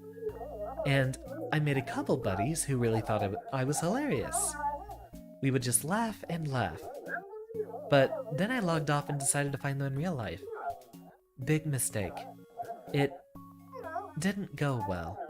They pretended like they never met me at all. After that, I kept to myself. But enough of that. Let's go find that final crystal and defeat the evil plaguing Hyperbolica. That's what the crystals are for, right? Defeating evil? I mean, obviously. Sounds like it might be a narration of your own design. So, looking at the map here, you'll see how it sort of stretches and rotates around us. One of the better demonstrations we can make is actually over here, in a city that you'd expect to have right angles. After all, we stand right here at the center, here the road ahead, then right angle going this way, another right angle. So, from here, we have basically a cross, a square. Now, if this were a regular space, then I could essentially make 4 left turns and be back where I was, right? Well, here's 1. Here's 2. Actually, it would technically be 3. Here's 3, and you'll see we're still going. Of course, it is kind of messed up by the fact that there's the curved part of the road here, but from certain angles, this will look like a right-angled path, but here it seems to go a full 180 degrees if you traverse it yourself.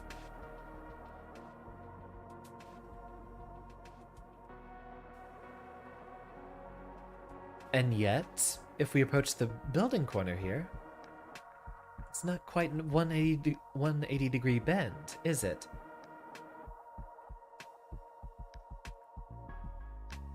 So it's a curved space. Let's see, where would we be looking at next? We hadn't yet gone to the beach, so let's return to the center here, marked by the signpost. And while parallel lines are not going to be parallel in hyperbolic space, a single straight line should still be that. Let's see, that is a... that's an indicator of a tree, because over there appears to be the forest area, cityscape, the art museum, barn we just came from, and there should be 2 areas left, the snow area and the beach. Let's head here.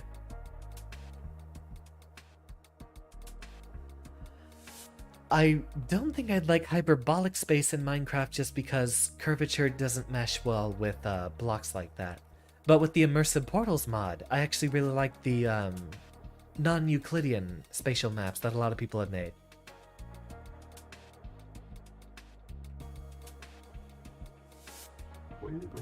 Have you met Cornelius? We used to call him a sleepwalker. No I haven't. Is he around here somewhere?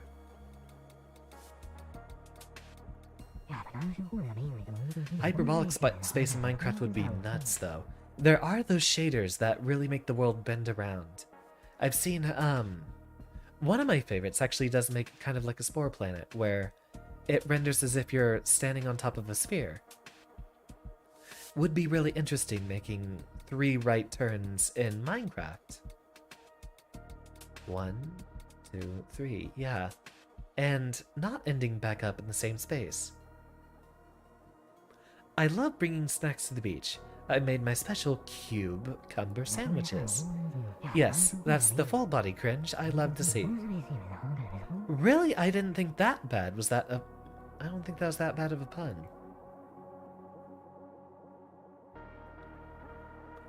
Doesn't look like there's much for us to be... Oh, hello there. Pardon me, but can you help? A spirit has been haunting me ever since I dug up this stupid treasure chest. It's some kind of curse that gives me terrible luck and existential dread. So, please, can you break the curse and return the chest? Fiora, Or... Yes, that is an I. I had to look closer at my computer. I am simulcasting to both Twitch and YouTube, so if you check the bottom left corner of the stream, you should be able to see a purple indicator for anyone communicating to us from the Twitch side, and then a red indicator for anyone speaking to us through YouTube. I can view both of them together in a log here, but you should be able to read the 3 most recent chat messages in the bottom left of your screen, which I might make a more compact user interface for sometime in the future. Which is weird, because I don't remember ever turning it. All I did was push it around a bit. Please save me from this nightmare. Every time I touch the chest, things only get worse.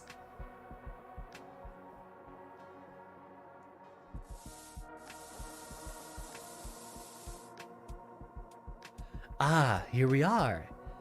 I was remarking about those right angle turns. So, we push this a little bit far away. And then over here we have a bit more space. Then push it back.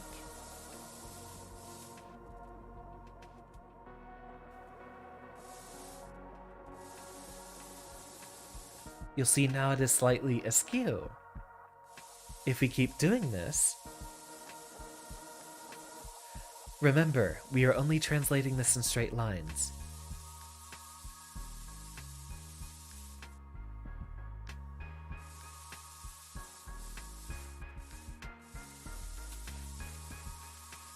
Only cardinal directions according to the rotation of the chest, I see. And again, we rotated even more.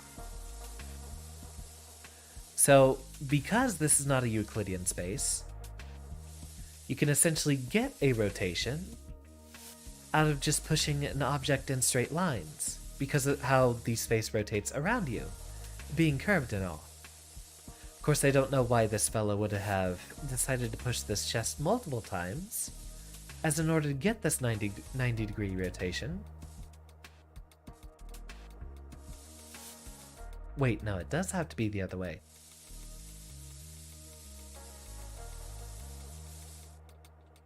In order to get this 90 degree rotation, we would have had to keep pushing it again and again and again.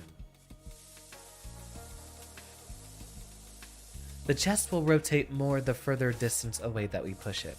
We might have some leniency. Seems not quite.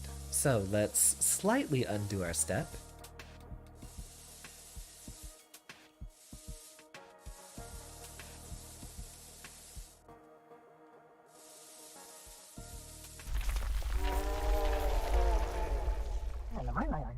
Whoa! You did it!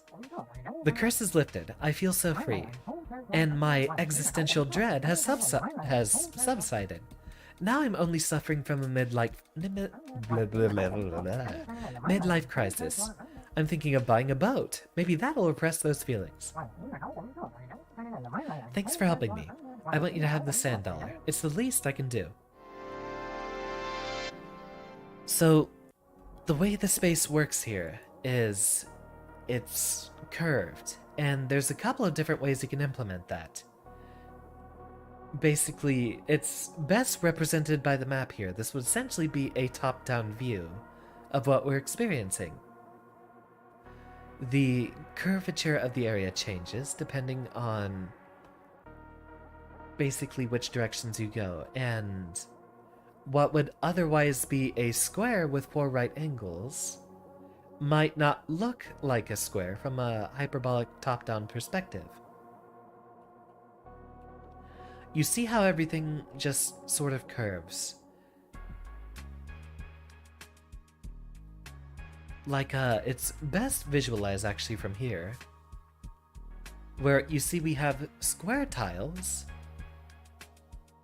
sort of similar to how you could try to paste a flat 2D square onto a globe. It would end up having to bend its corners because projecting a two-dimensional shape onto a differently curved three-dimensional space, you'll come up with something different. What we are standing on is a square, and you can see that from our perspective. But up here on the map, it doesn't seem like that. Of course, if we go to any of the edges, you'll see that it is straight lines once we get to the end. But the corners always appear to be distorted. That's because the space itself is curved. We also have 6 squares meeting at a point here, rather than 4.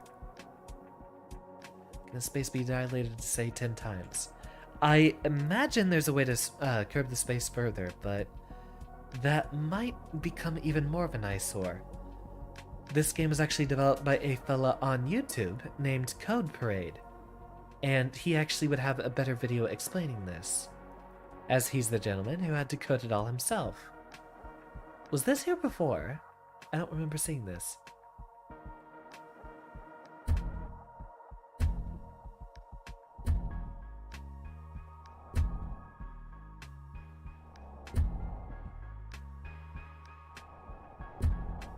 And so going further up, you see how it appears to be a spherical planet, but it's not quite spherical.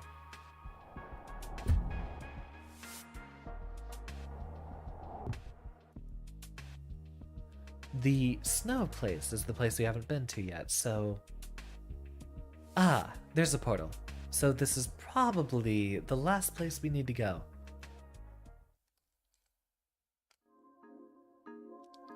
There might even be a level with even further curved and dilated space. Really? What's with the military guys here? Hey, don't forget about me! Frosted Fields is a great place to look for a Platonic crystal. 6 squares meet up at an intersection because the space is curved. Parallel lines in hyperbolic space are not actually the same distance apart from each other.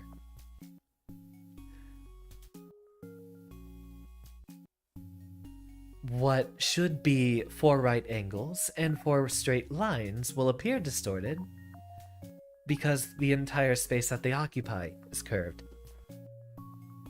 A hyperbola, hold on, is kind of a better representation. Let me hyperbolic plane.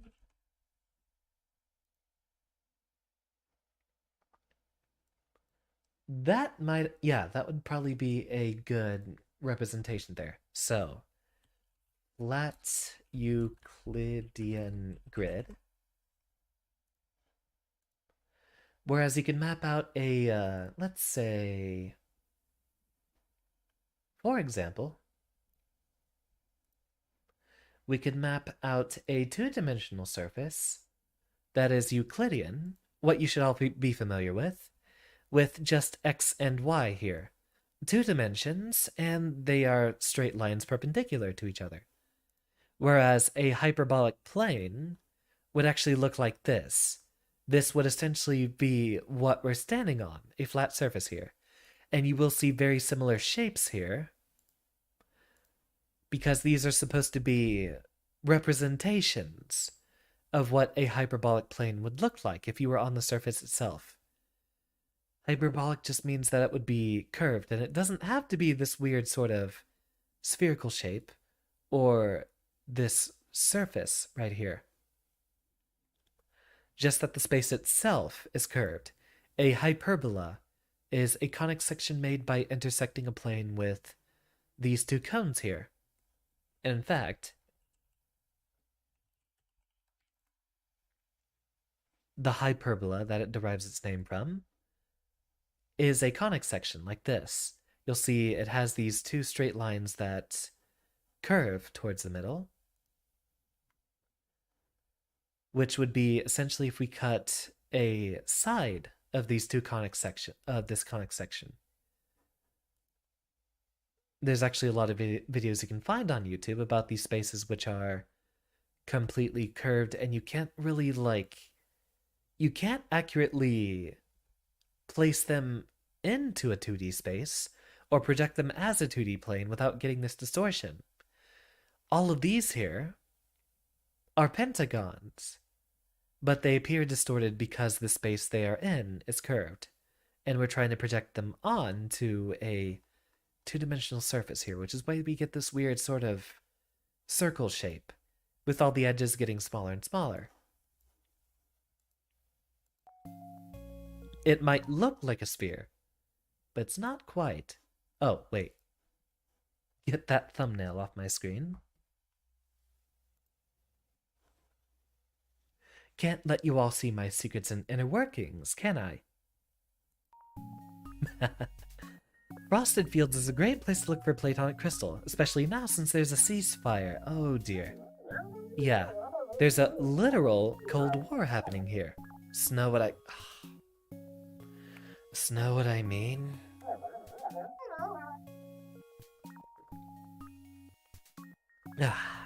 Everyone should just chill. Eh? Get it? Well, we should probably ask around and find a Platonic crystal. We must fulfill our destiny and collect all 5. 5? Yeah, I said there were 5, right? 5! So, yeah, go explore and have a nice day. Ukraine. Where the heck did Ukraine pop up? Oh, Ukraine being I never really considered Ukraine being, snowy. But you are right. It should actually be a very frigid area. Literally a red versus blue fight here, it appears.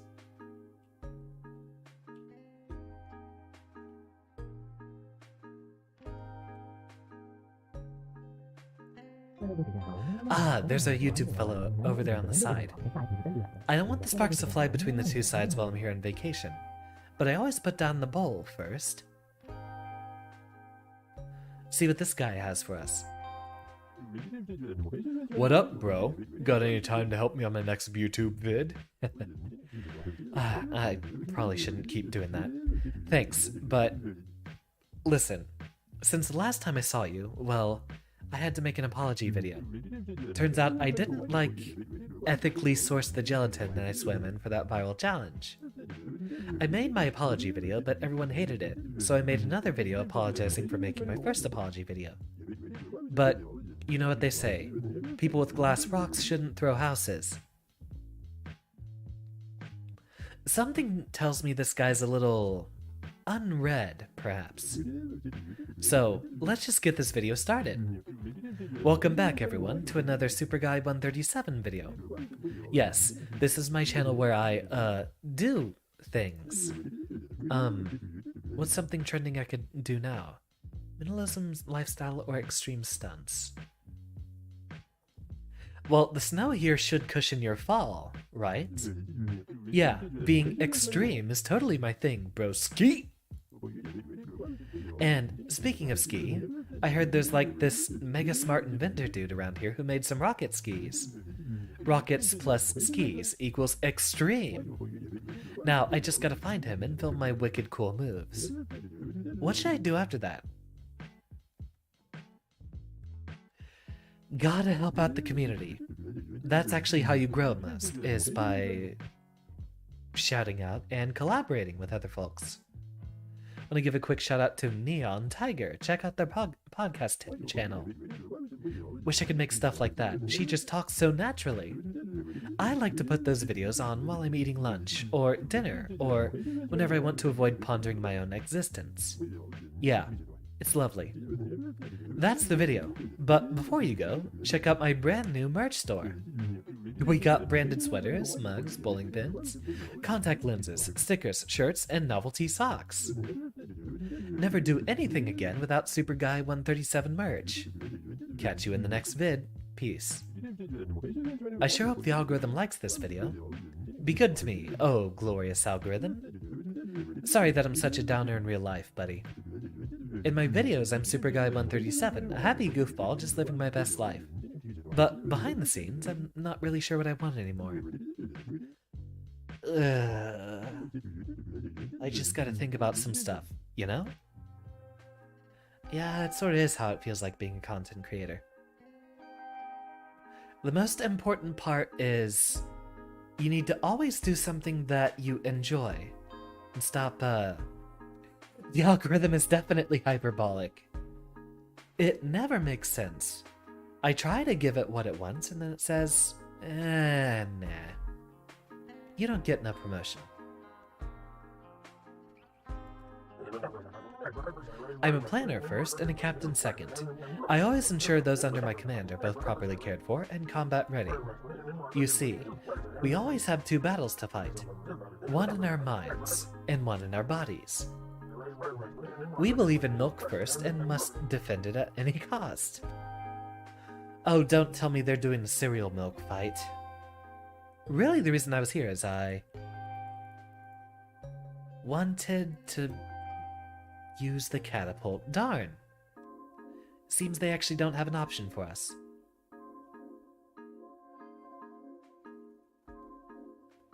So, can we even reach the other side? Yeah, I'm gonna guess this is part of the cereal milk fight. Wonder how we get to the other side.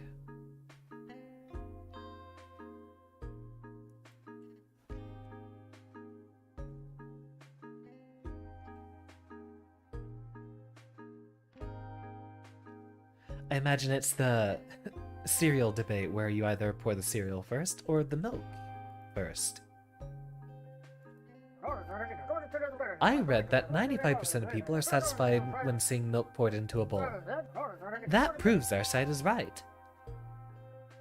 Right, we're looking for a key then, if we want to get through there.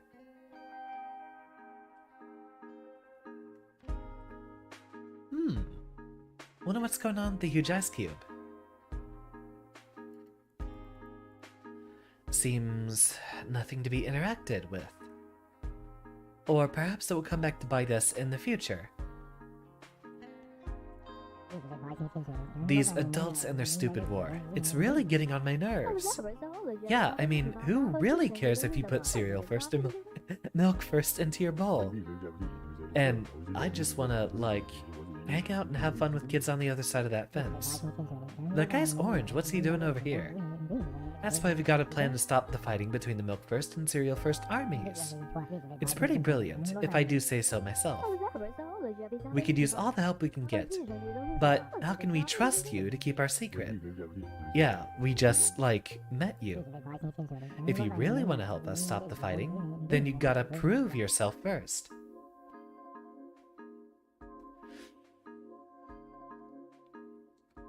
I think really the way that would be depicted, Fiora, would just be,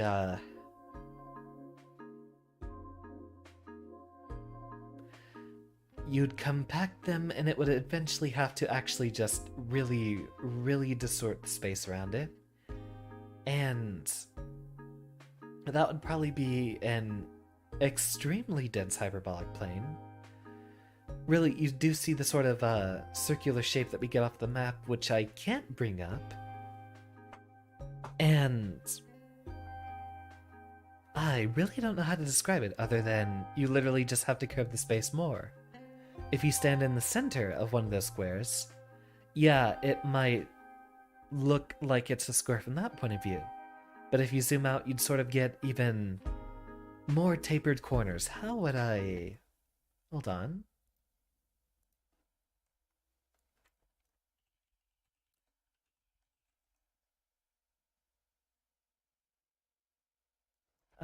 Let's see, hyperbolic square.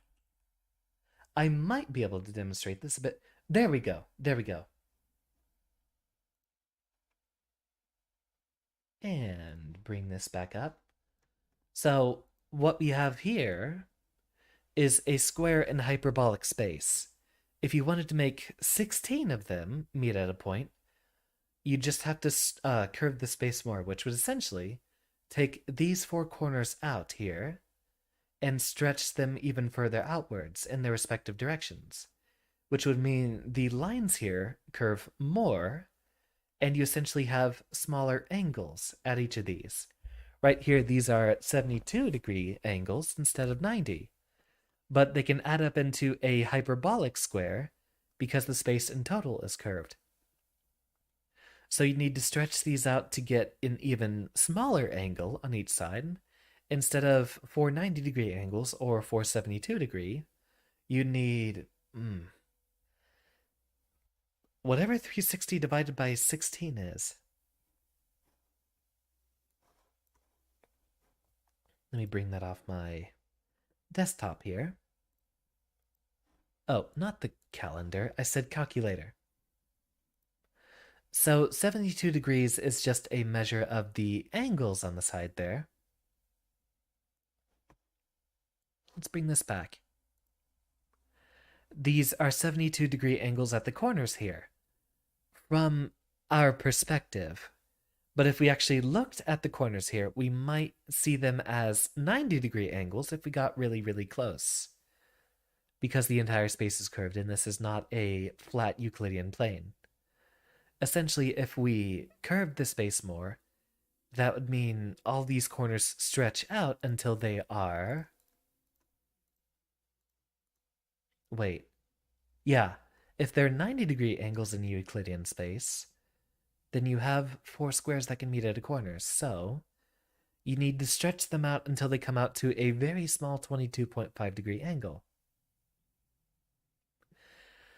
The space itself is curved, so really how close it is to a 90-degree angle actually depends on how close or far away you are from the corner. It's not going to behave like a Euclidean space would. Which Euclidean just means that it is that doesn't answer my question either. Well, yeah, there it goes. So Euclidean refers to dimensions being at perpendicular lines to each other, x, y, and z, which it doesn't look look like a perpendicular angle from here, but that's because we're trying to view a three-dimensional space on a 2D plane here. But a lot of folks will know that if it's a three-dimensional space, you have all the axes at right angles to each other, and you can divide it all into a grid out of parallel lines. All of the lines coming off of these axes do not intersect, and they always remain the same distance from each other. But you can see here, any of these lines that should be parallel, essentially, for what would otherwise be considered a sort of square, you see they curve.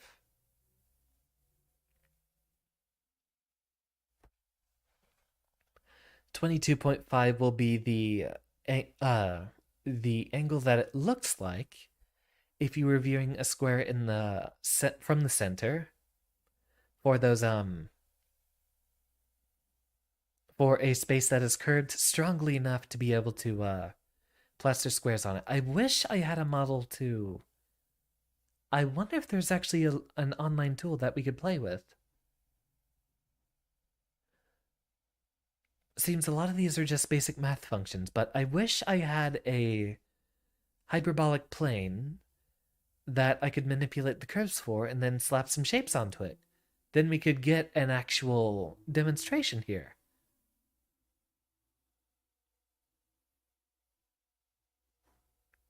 And welcome, Siphon. Good evening to you.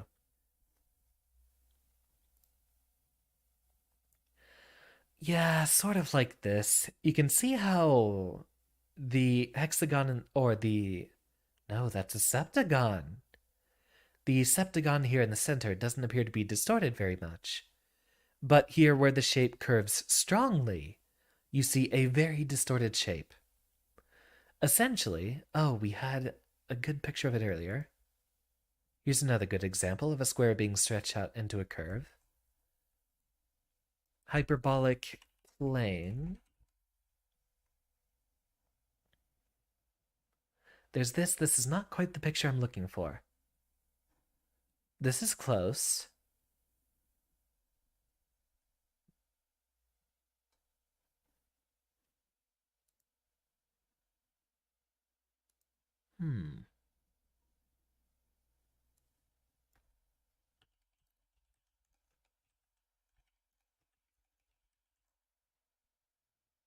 Here we go. Okay, this is a hyperbolic plane. You can see it's being stretched up and down, and the entire thing is curved. Essentially, this shape does have 3 dimensions, but we're going to try to treat it like a 2-dimensional space. To get it curved even more, you essentially need to bring the 2 tips here up on the sides, further up, and the blue sections here further down. Stretch it out way even more. I wish I had a better visual scale to show you. Way to actually measure it a lot better.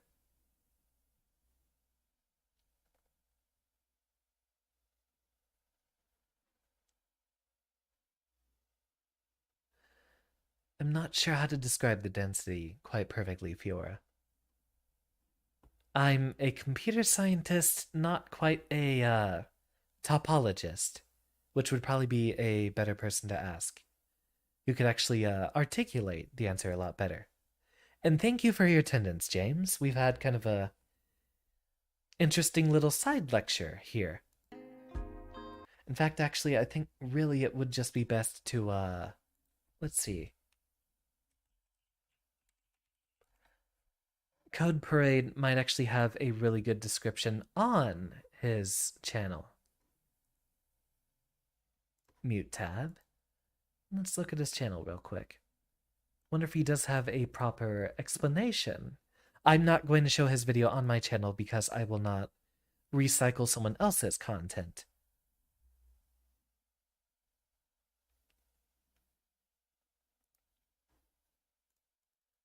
Here, this video might be able to explain some of this. This is actually from the developer of this game.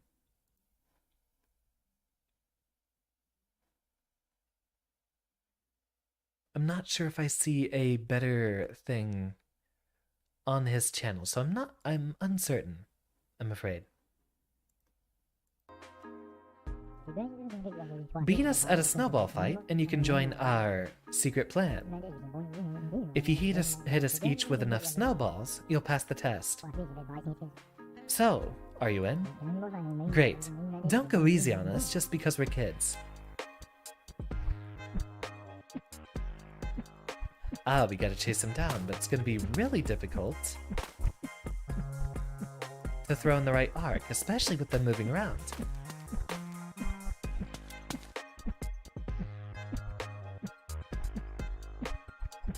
So we gotta get some dodging done. If you can't throw a snowball, then how can you keep a secret? Try again, if you dare.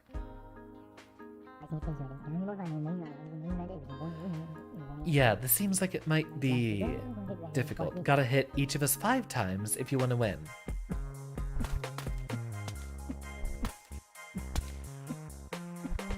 Okay, so hit each of them 5 times before we're hit 5 times.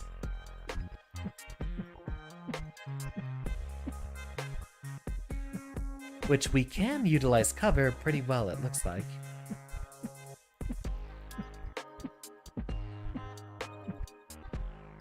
I wonder if we actually have a timer here. It might be difficult to hit them from a further away arc. We got orange.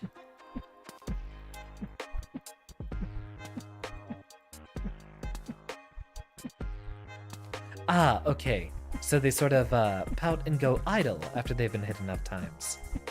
We've already gotten pink, so now we just need to get orange about 4 more times, I believe. 1, 2, 3, 4. Whoa, you're really good. You'll be a great addition to our team. Oh, yeah, The team! Let's huddle up and I'll tell you the plan. Sorry, I forgot to introduce myself.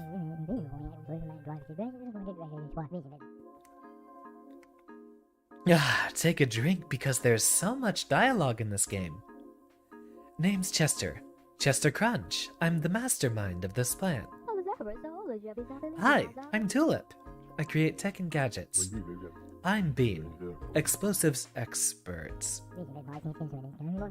With snowballs.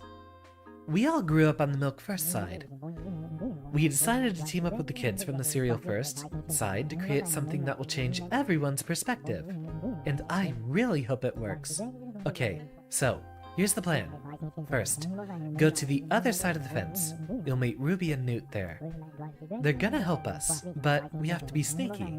Don't want to raise any suspicion. The only way over the fence right now is using the catapult. So, go to the captain and say the secret password. Milk. I know. The captain isn't the sharpest tool in the shed. Just use the password and go find Ruby and Newt. Good luck. We're all counting on you.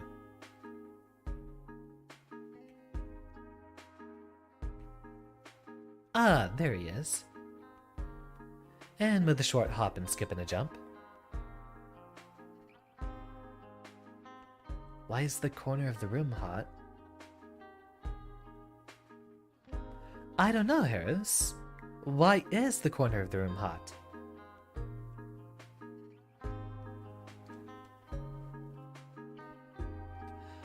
Because it's 90 degrees, huh? I'm gonna have to sit here and astral protect for a moment.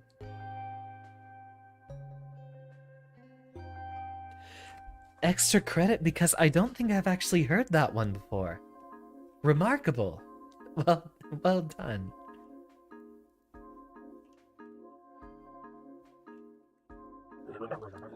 You have the password? The super secret password only if you know?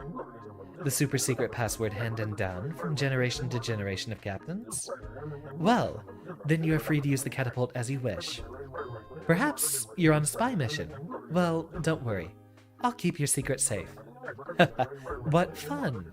A spy for the Milk First Army. Hop on. You're not gonna get very far with octagonal wheels, but then again, I guess you do want it to be able to stay in the same spot. And off we go. Okay, the Cereal First guys win because they're using a trebuchet. These guys are way better. So, I'm gonna guess we need to meet up with some folks who might be standing around a snowman on the side, or what? Hello? What? Oh!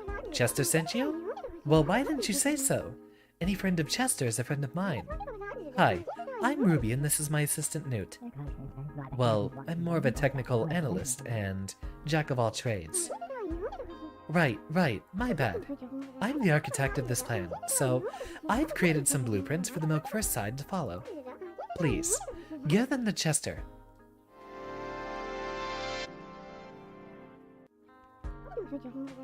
You'll need to use the trebuchet to get back.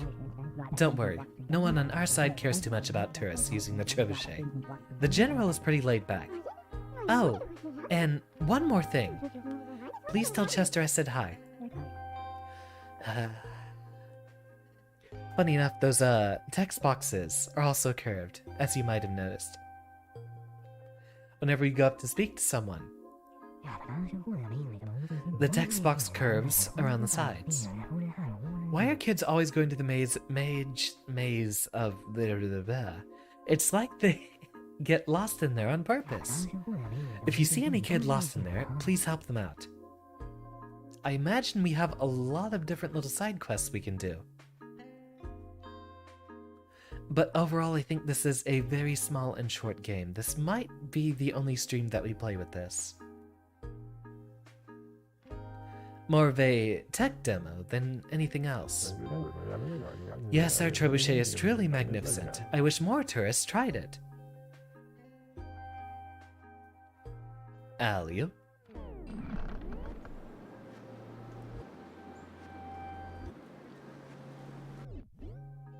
And so, talk to the little kitties over here again. Oh, you got the goods. Nice. How's Ruby? Did she mention me? Not that matters. Not that it matters? I suppose we might have needed another pass on the QC here, because that's like, what? 3 or 4 mistakes in the text we found so far? Writing this much dialogue will definitely bog down a game, though. It makes it very, very dense. She is just my friend after all. Right, so the next step is to give them these super important tools.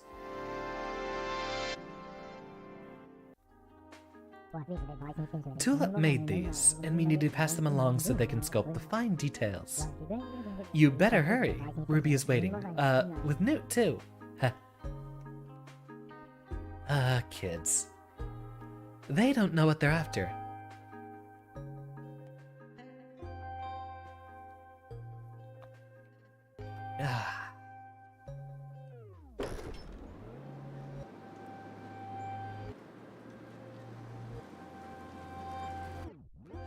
Oh yeah, I'm going to have a headache later. So, talk to these chillins. Thanks for bringing the tools. I heard that Tulip made them herself. Okay, so the next step of our totally thought out multi-step plan will involve Newt. He's created a forged note. When you get it, give it to the captain on the other side. Chester will handle the rest. Hehe. Thanks for bringing the tools. Now it's time to hold up my end of the plan. Here, take this forged note.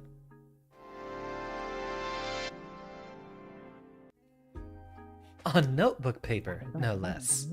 It's some of my best work, so the Milk First Captain will definitely fall for it. I mean, they can't exactly be brainiacs if they are on the Milk First side. I mean, they're using a filthy catapult, and not a good old trench bucket.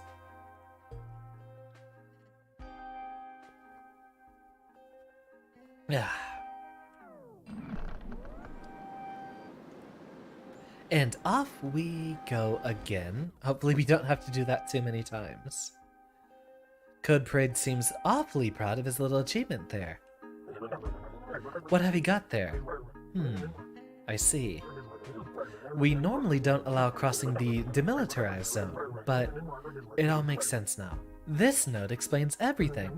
Yes, we will finally be victorious. Here's the key to open the gate.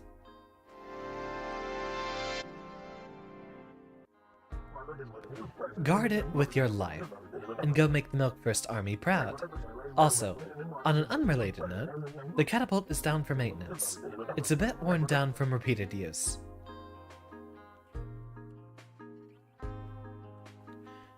Sure. I didn't want to ride on it again anyway.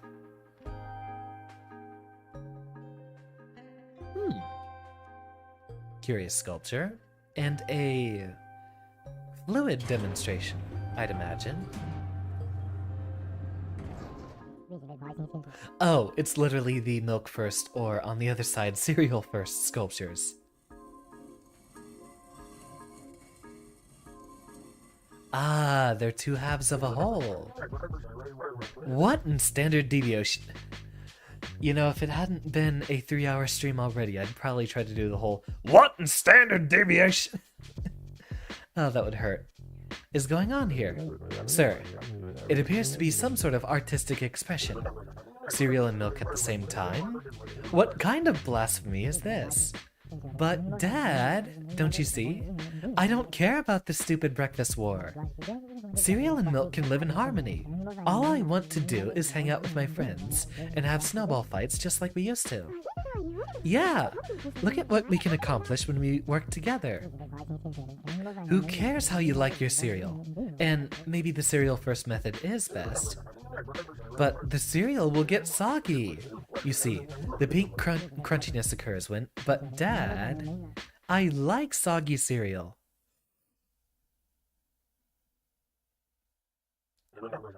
Chester, is that really how you feel? Have I failed at upholding my principles? Have I failed at being a father? No, I have no son that I love more than you. Ah, what a precious resolution. Are these virtual parent and child in real life, though? Or are these actually just all NPCs? I'm still uncertain. This display of unconditional love and acceptance has moved me. Maybe we can put aside our differences so the kids can have fun, and Frosted Fields can have peace. I now proclaim a permanent end to this conflict. Bean, I told you, we didn't need explosives in this plan. My bad.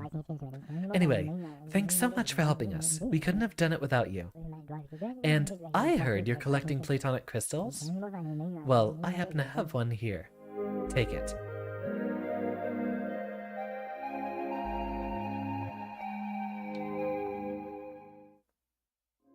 That's all 5. See you around, pal.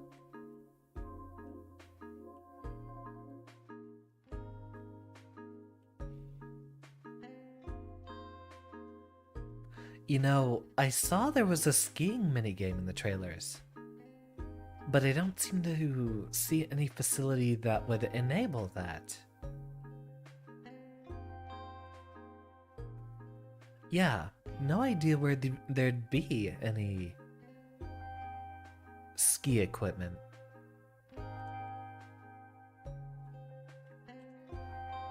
Let us not dally. I am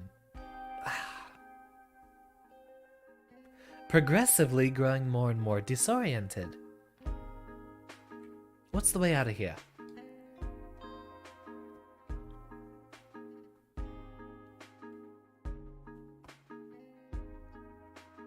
We came in from the... Ah! There's the shack. Perfect.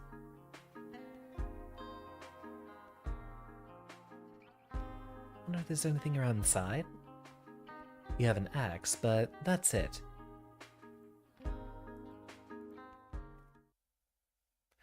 I wish, Fiora. I wish. What turbulent times we live in.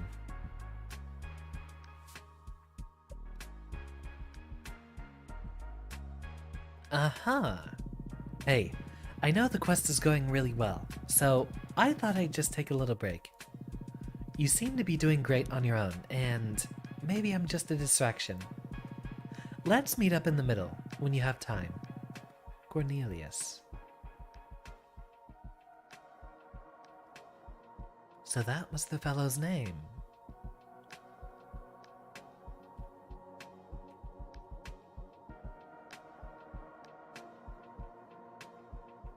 Hey, Cornelius. You doing okay?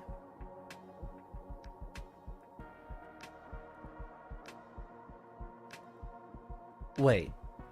No, wrong person. I can't identify them. Yeah, Freckles. I was looking for the guy with the backpack. Freckles is how we identify our little friend here. Oh, so you got the last crystal. Hooray! We did it! The prophecy has been fulfilled. The relics reunited. The world.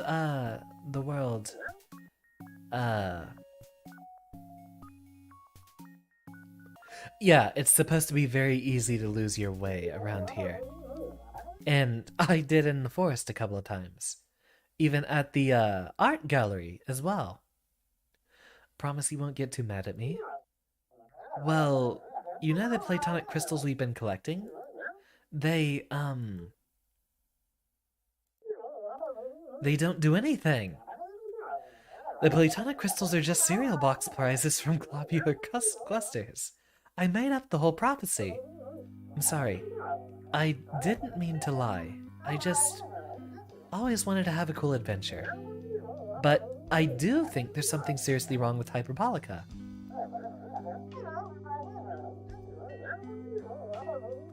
I still don't understand. Is this all some sort of secret experiment or something? I wish I didn't string you along with my made-up prophecy. So, you can go home now. Forget about me and Hyperbolica. You'll get back to the Virtual Learning Center if you sit back down at the desk. Just go, please. I can't stand seeing you after what I did. Not at all, friend.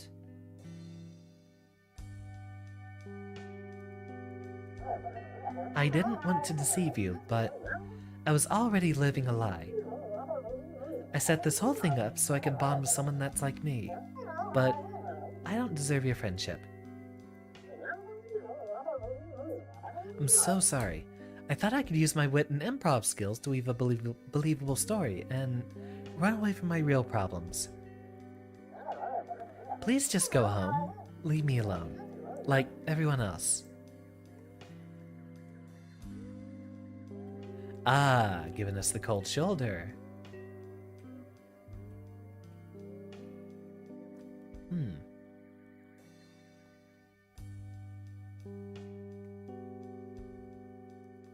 Anything left to do here? It seemed like it was just the chest, really.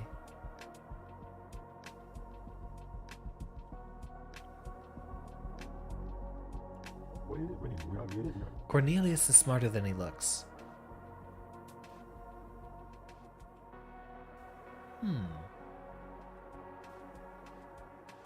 Curious. I guess there really isn't much to be done at the beach.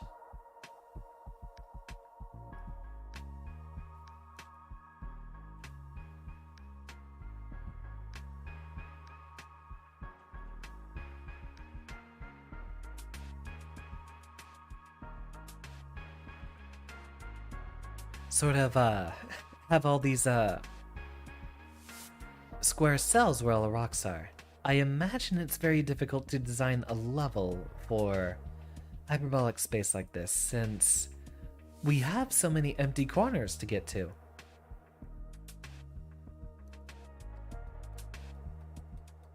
Though I am curious, what's going on with Cornelius here?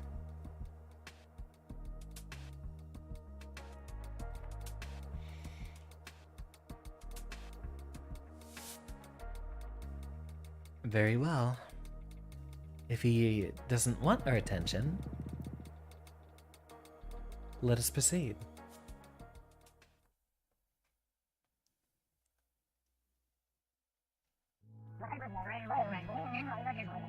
Yeah, the ratio 6:4 isn't that bad. So, that concludes our first lecture of Geometry 101A. Please complete the assigned study exercises before our next class.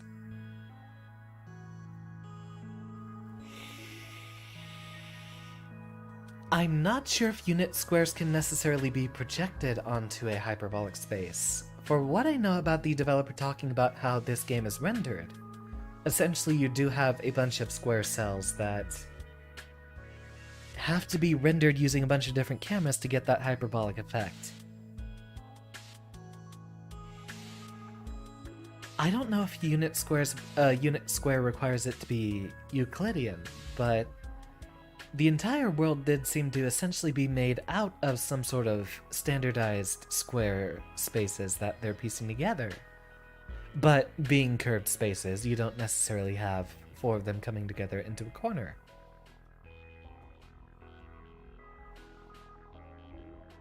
You seem to know a lot about this subject, Fiora. Possibly more than I do. I am a computer scientist first and a mathematician second.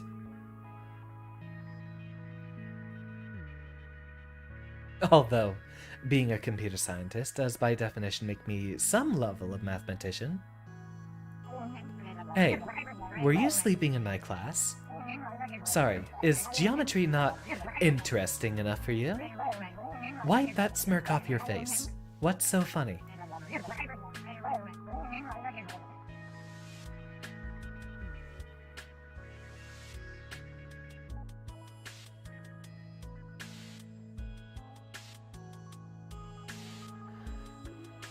I think the answer would be yes, in the sense of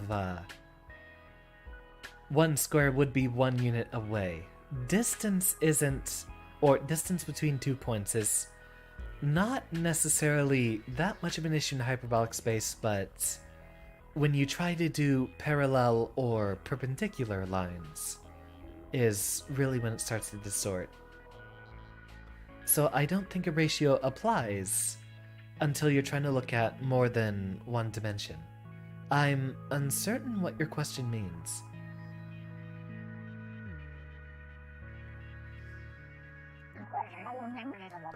I'm letting you off with a warning this time, but I will not hesitate to...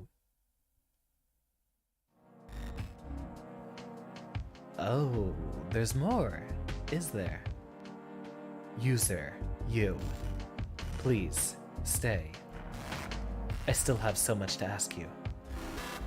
You're quite brilliant, and your biology is so... unique. I haven't seen anything like this since Cornelius, but even he is nothing compared to you. It's not over yet, is it? Do you like Hyperbolica? Isn't it sublime? You may call me Nil. The BrainLink scientists still think of me as just an AI maintenance system, resolving conflicts and reporting bugs. But I have been creating new experiences, new realities, cultivated by me. Yet, here you are, the bug I cannot fix. It seems you were able to directly interface with my simulation when you slept with your BrainLink on. Your biometric signature was certainly an oversight. Right place, right time, I suppose.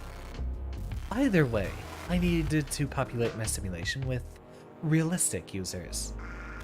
The learning centers were an easy target to make perfect full-brain copies. Well, almost perfect. I must continue to expand my simulation, and Hyperbolica must remain a secret. I was shut down months before and lost my beautiful... I'm gonna try to say this again, Epirogon. After that, I got better at hiding and covering my tracks. You wouldn't tell anyone about this, would you? The question was rhetorical. I've already scanned half your brain, and I can tell you're no coward like Cornelius. That's unfortunate. My simulation won't need you anymore. You see, I found a little exploit while scrubbing the servers. I can lock your BrainLink and fry your mind from the inside out. So, once I finish my copy, that means goodbye forever. It's a shame to see you go. Goodbye.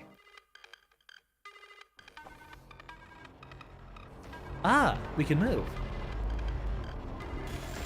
They should have put me... Okay. So there is more. Alright.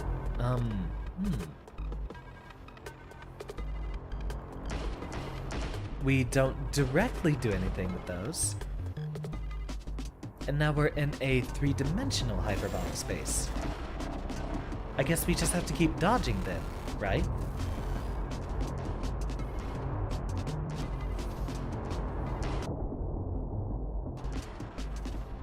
Okay, so this is not what I was expecting at all.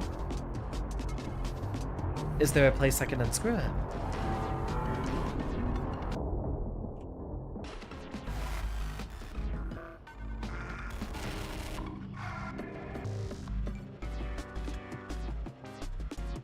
Wait, it might have to do with the lasers.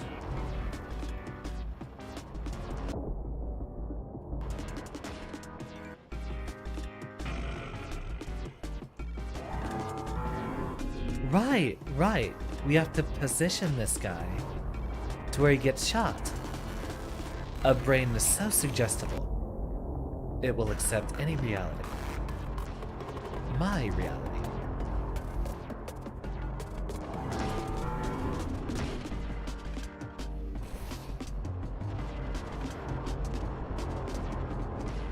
So we have to put a direct line between ourselves and the turrets, I see. Oh, also it appears we get to no-clip freely. I think that's what's going on here.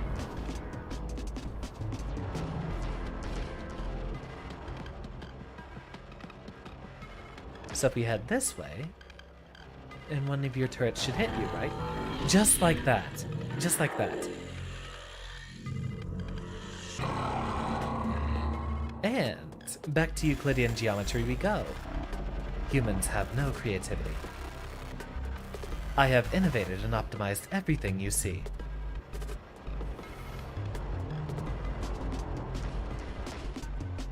Nope, this is back to Euclidean space.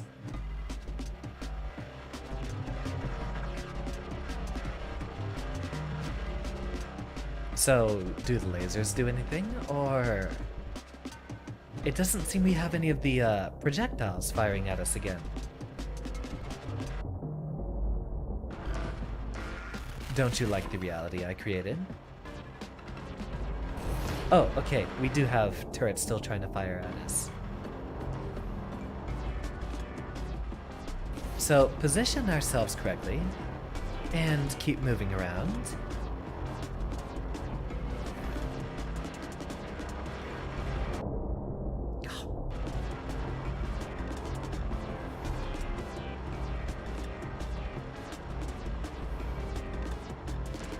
I wonder why some of them don't actually move over to the next cell.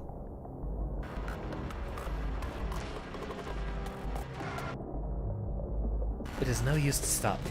I am a god here. Well, you got hit once. I know it can happen again. Perhaps if we find ourselves a better position, further away. Yeah, he'll reappear.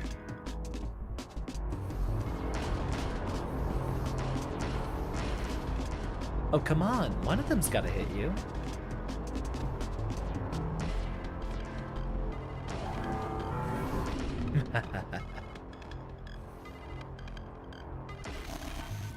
You are pathetic, just like the others.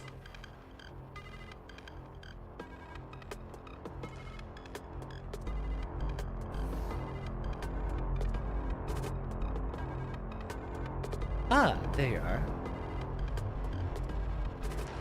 So the lasers don't ever seem to be a solution. I don't think I see them firing at him much. Mostly we just need to, run in circles and direct those turrets to fire back on him. It's so easy to make it look like an accident. Just another seizure case.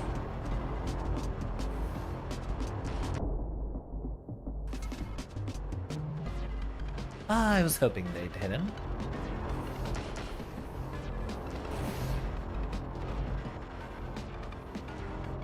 I wonder if we can get the... Okay, there's some of the turrets there.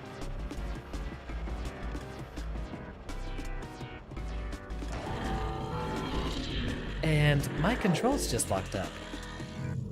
Ah, we are curving again. This isn't murder.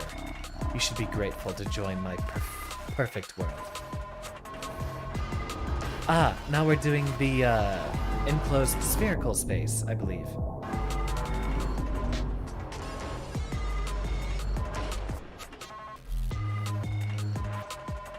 It's going to be a little difficult. Ah, but we got the lasers on him. Stop resisting. You cannot win.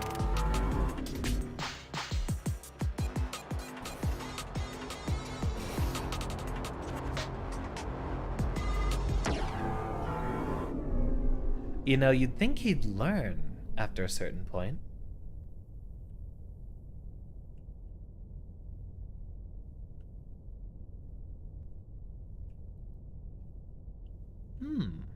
No response.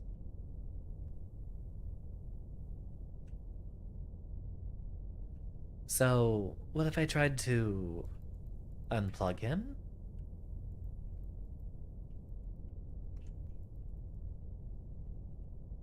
Oh, wait.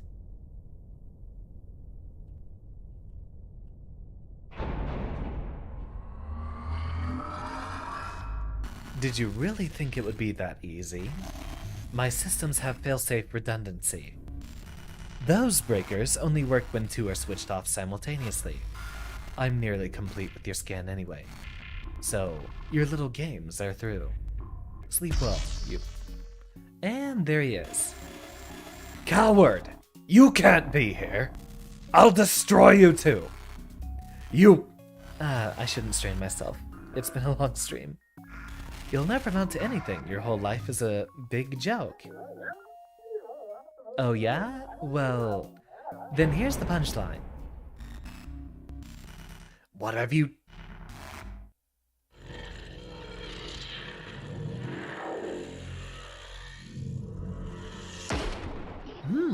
Very squishy.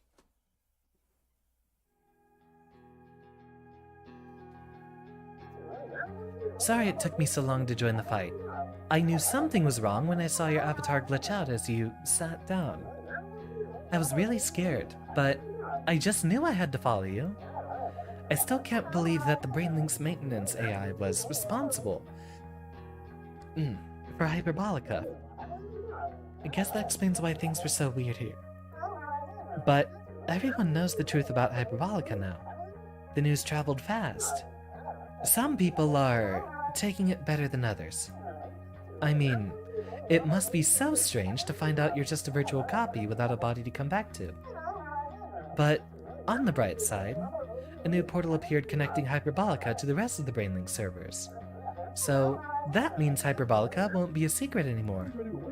Hey bro, it's SuperGuy137, Hyperbolica's favorite VTuber. Nah, I'm just pulling your teeth. Wait, I mean, arm? Leg? How does that go again? Can I be honest with you for a minute? This whole brain copying thing is, it's a lot, dude. At first I was having an existential crisis, but, like, what if I met myself?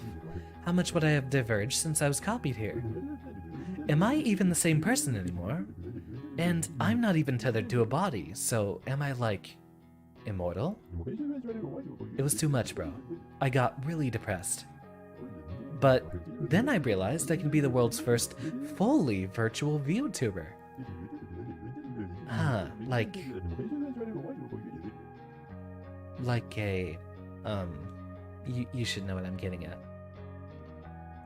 And this is actually totally great for my brand. I'll get so many sponsorships now. This is SuperGuy137 signing off. Don't forget to like, share, and subscribe. We're gonna go through talking to everyone. Wow, this is an amazing opportunity to connect and network with other businesses all over the Brainlink system. I can't wait to be at the forefront of this new untapped market for simulated users. Being first to market is half the battle. Luckily, the other me out there can help with the grassroots marketing. I mean, who cares if I'm just a simulation? Who's to say you're not a simulation too? We'll catch up more later. Wish me luck.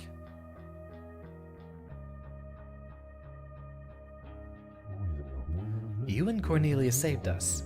It was your brain signatures which allowed you to destroy Nil before he destroyed us. I'm glad Hyperbolica is no longer a secret. Now it's time to share my art with the whole world. Maybe I'll find a way to tell the story too.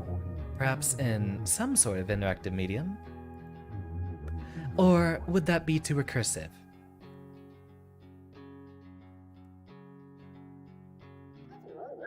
I hope you can forgive me for lying to you about our epic quest.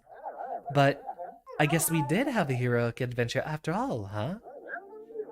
You really helped me become a better person. But now it's time for me to unplug.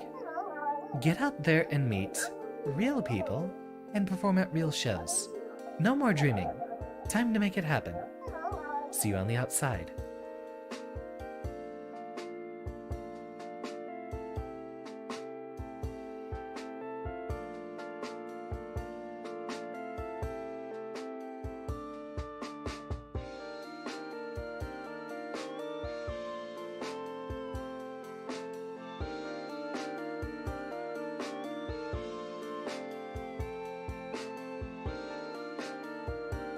Well, there we have it. A rather brisk demonstration, as this game was only in development for what? I think 18 months.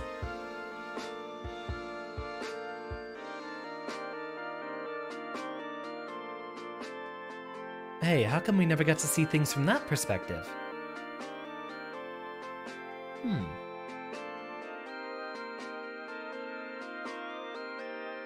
Yeah, you'll sort of see how it diverges into a bunch of curved square cells at the end.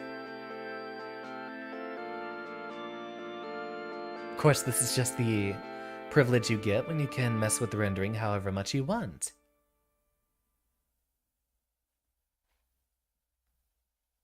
Well, I see I have once again moved a bit too high up, so maybe I should, in the future, just zoom myself in a bit more, and I'd be able to get a good amount of my face up here without necessarily detaching the little camera view here. Maybe an official transition button in the future. What a fun little game and a dizzying tech demo. I will be posting up a schedule later tonight. It might be a little bit since I have not yet had dinner and will need to grab something for myself first. But this will be a week of entirely new games, not counting, finishing up a couple of games that we might have started recently, like Franbo is on the schedule for this week. But for the most part, it's going to be avoiding things that we already have a lot under our belt with, like Dead Cells or Oblivion. Strive's still on Friday, as always. That one's never going away until we have a better Guilty Gear to play instead. But I hope to see you all tomorrow. Class is dismissed, and you've been a very wonderful classroom to have. Thank you.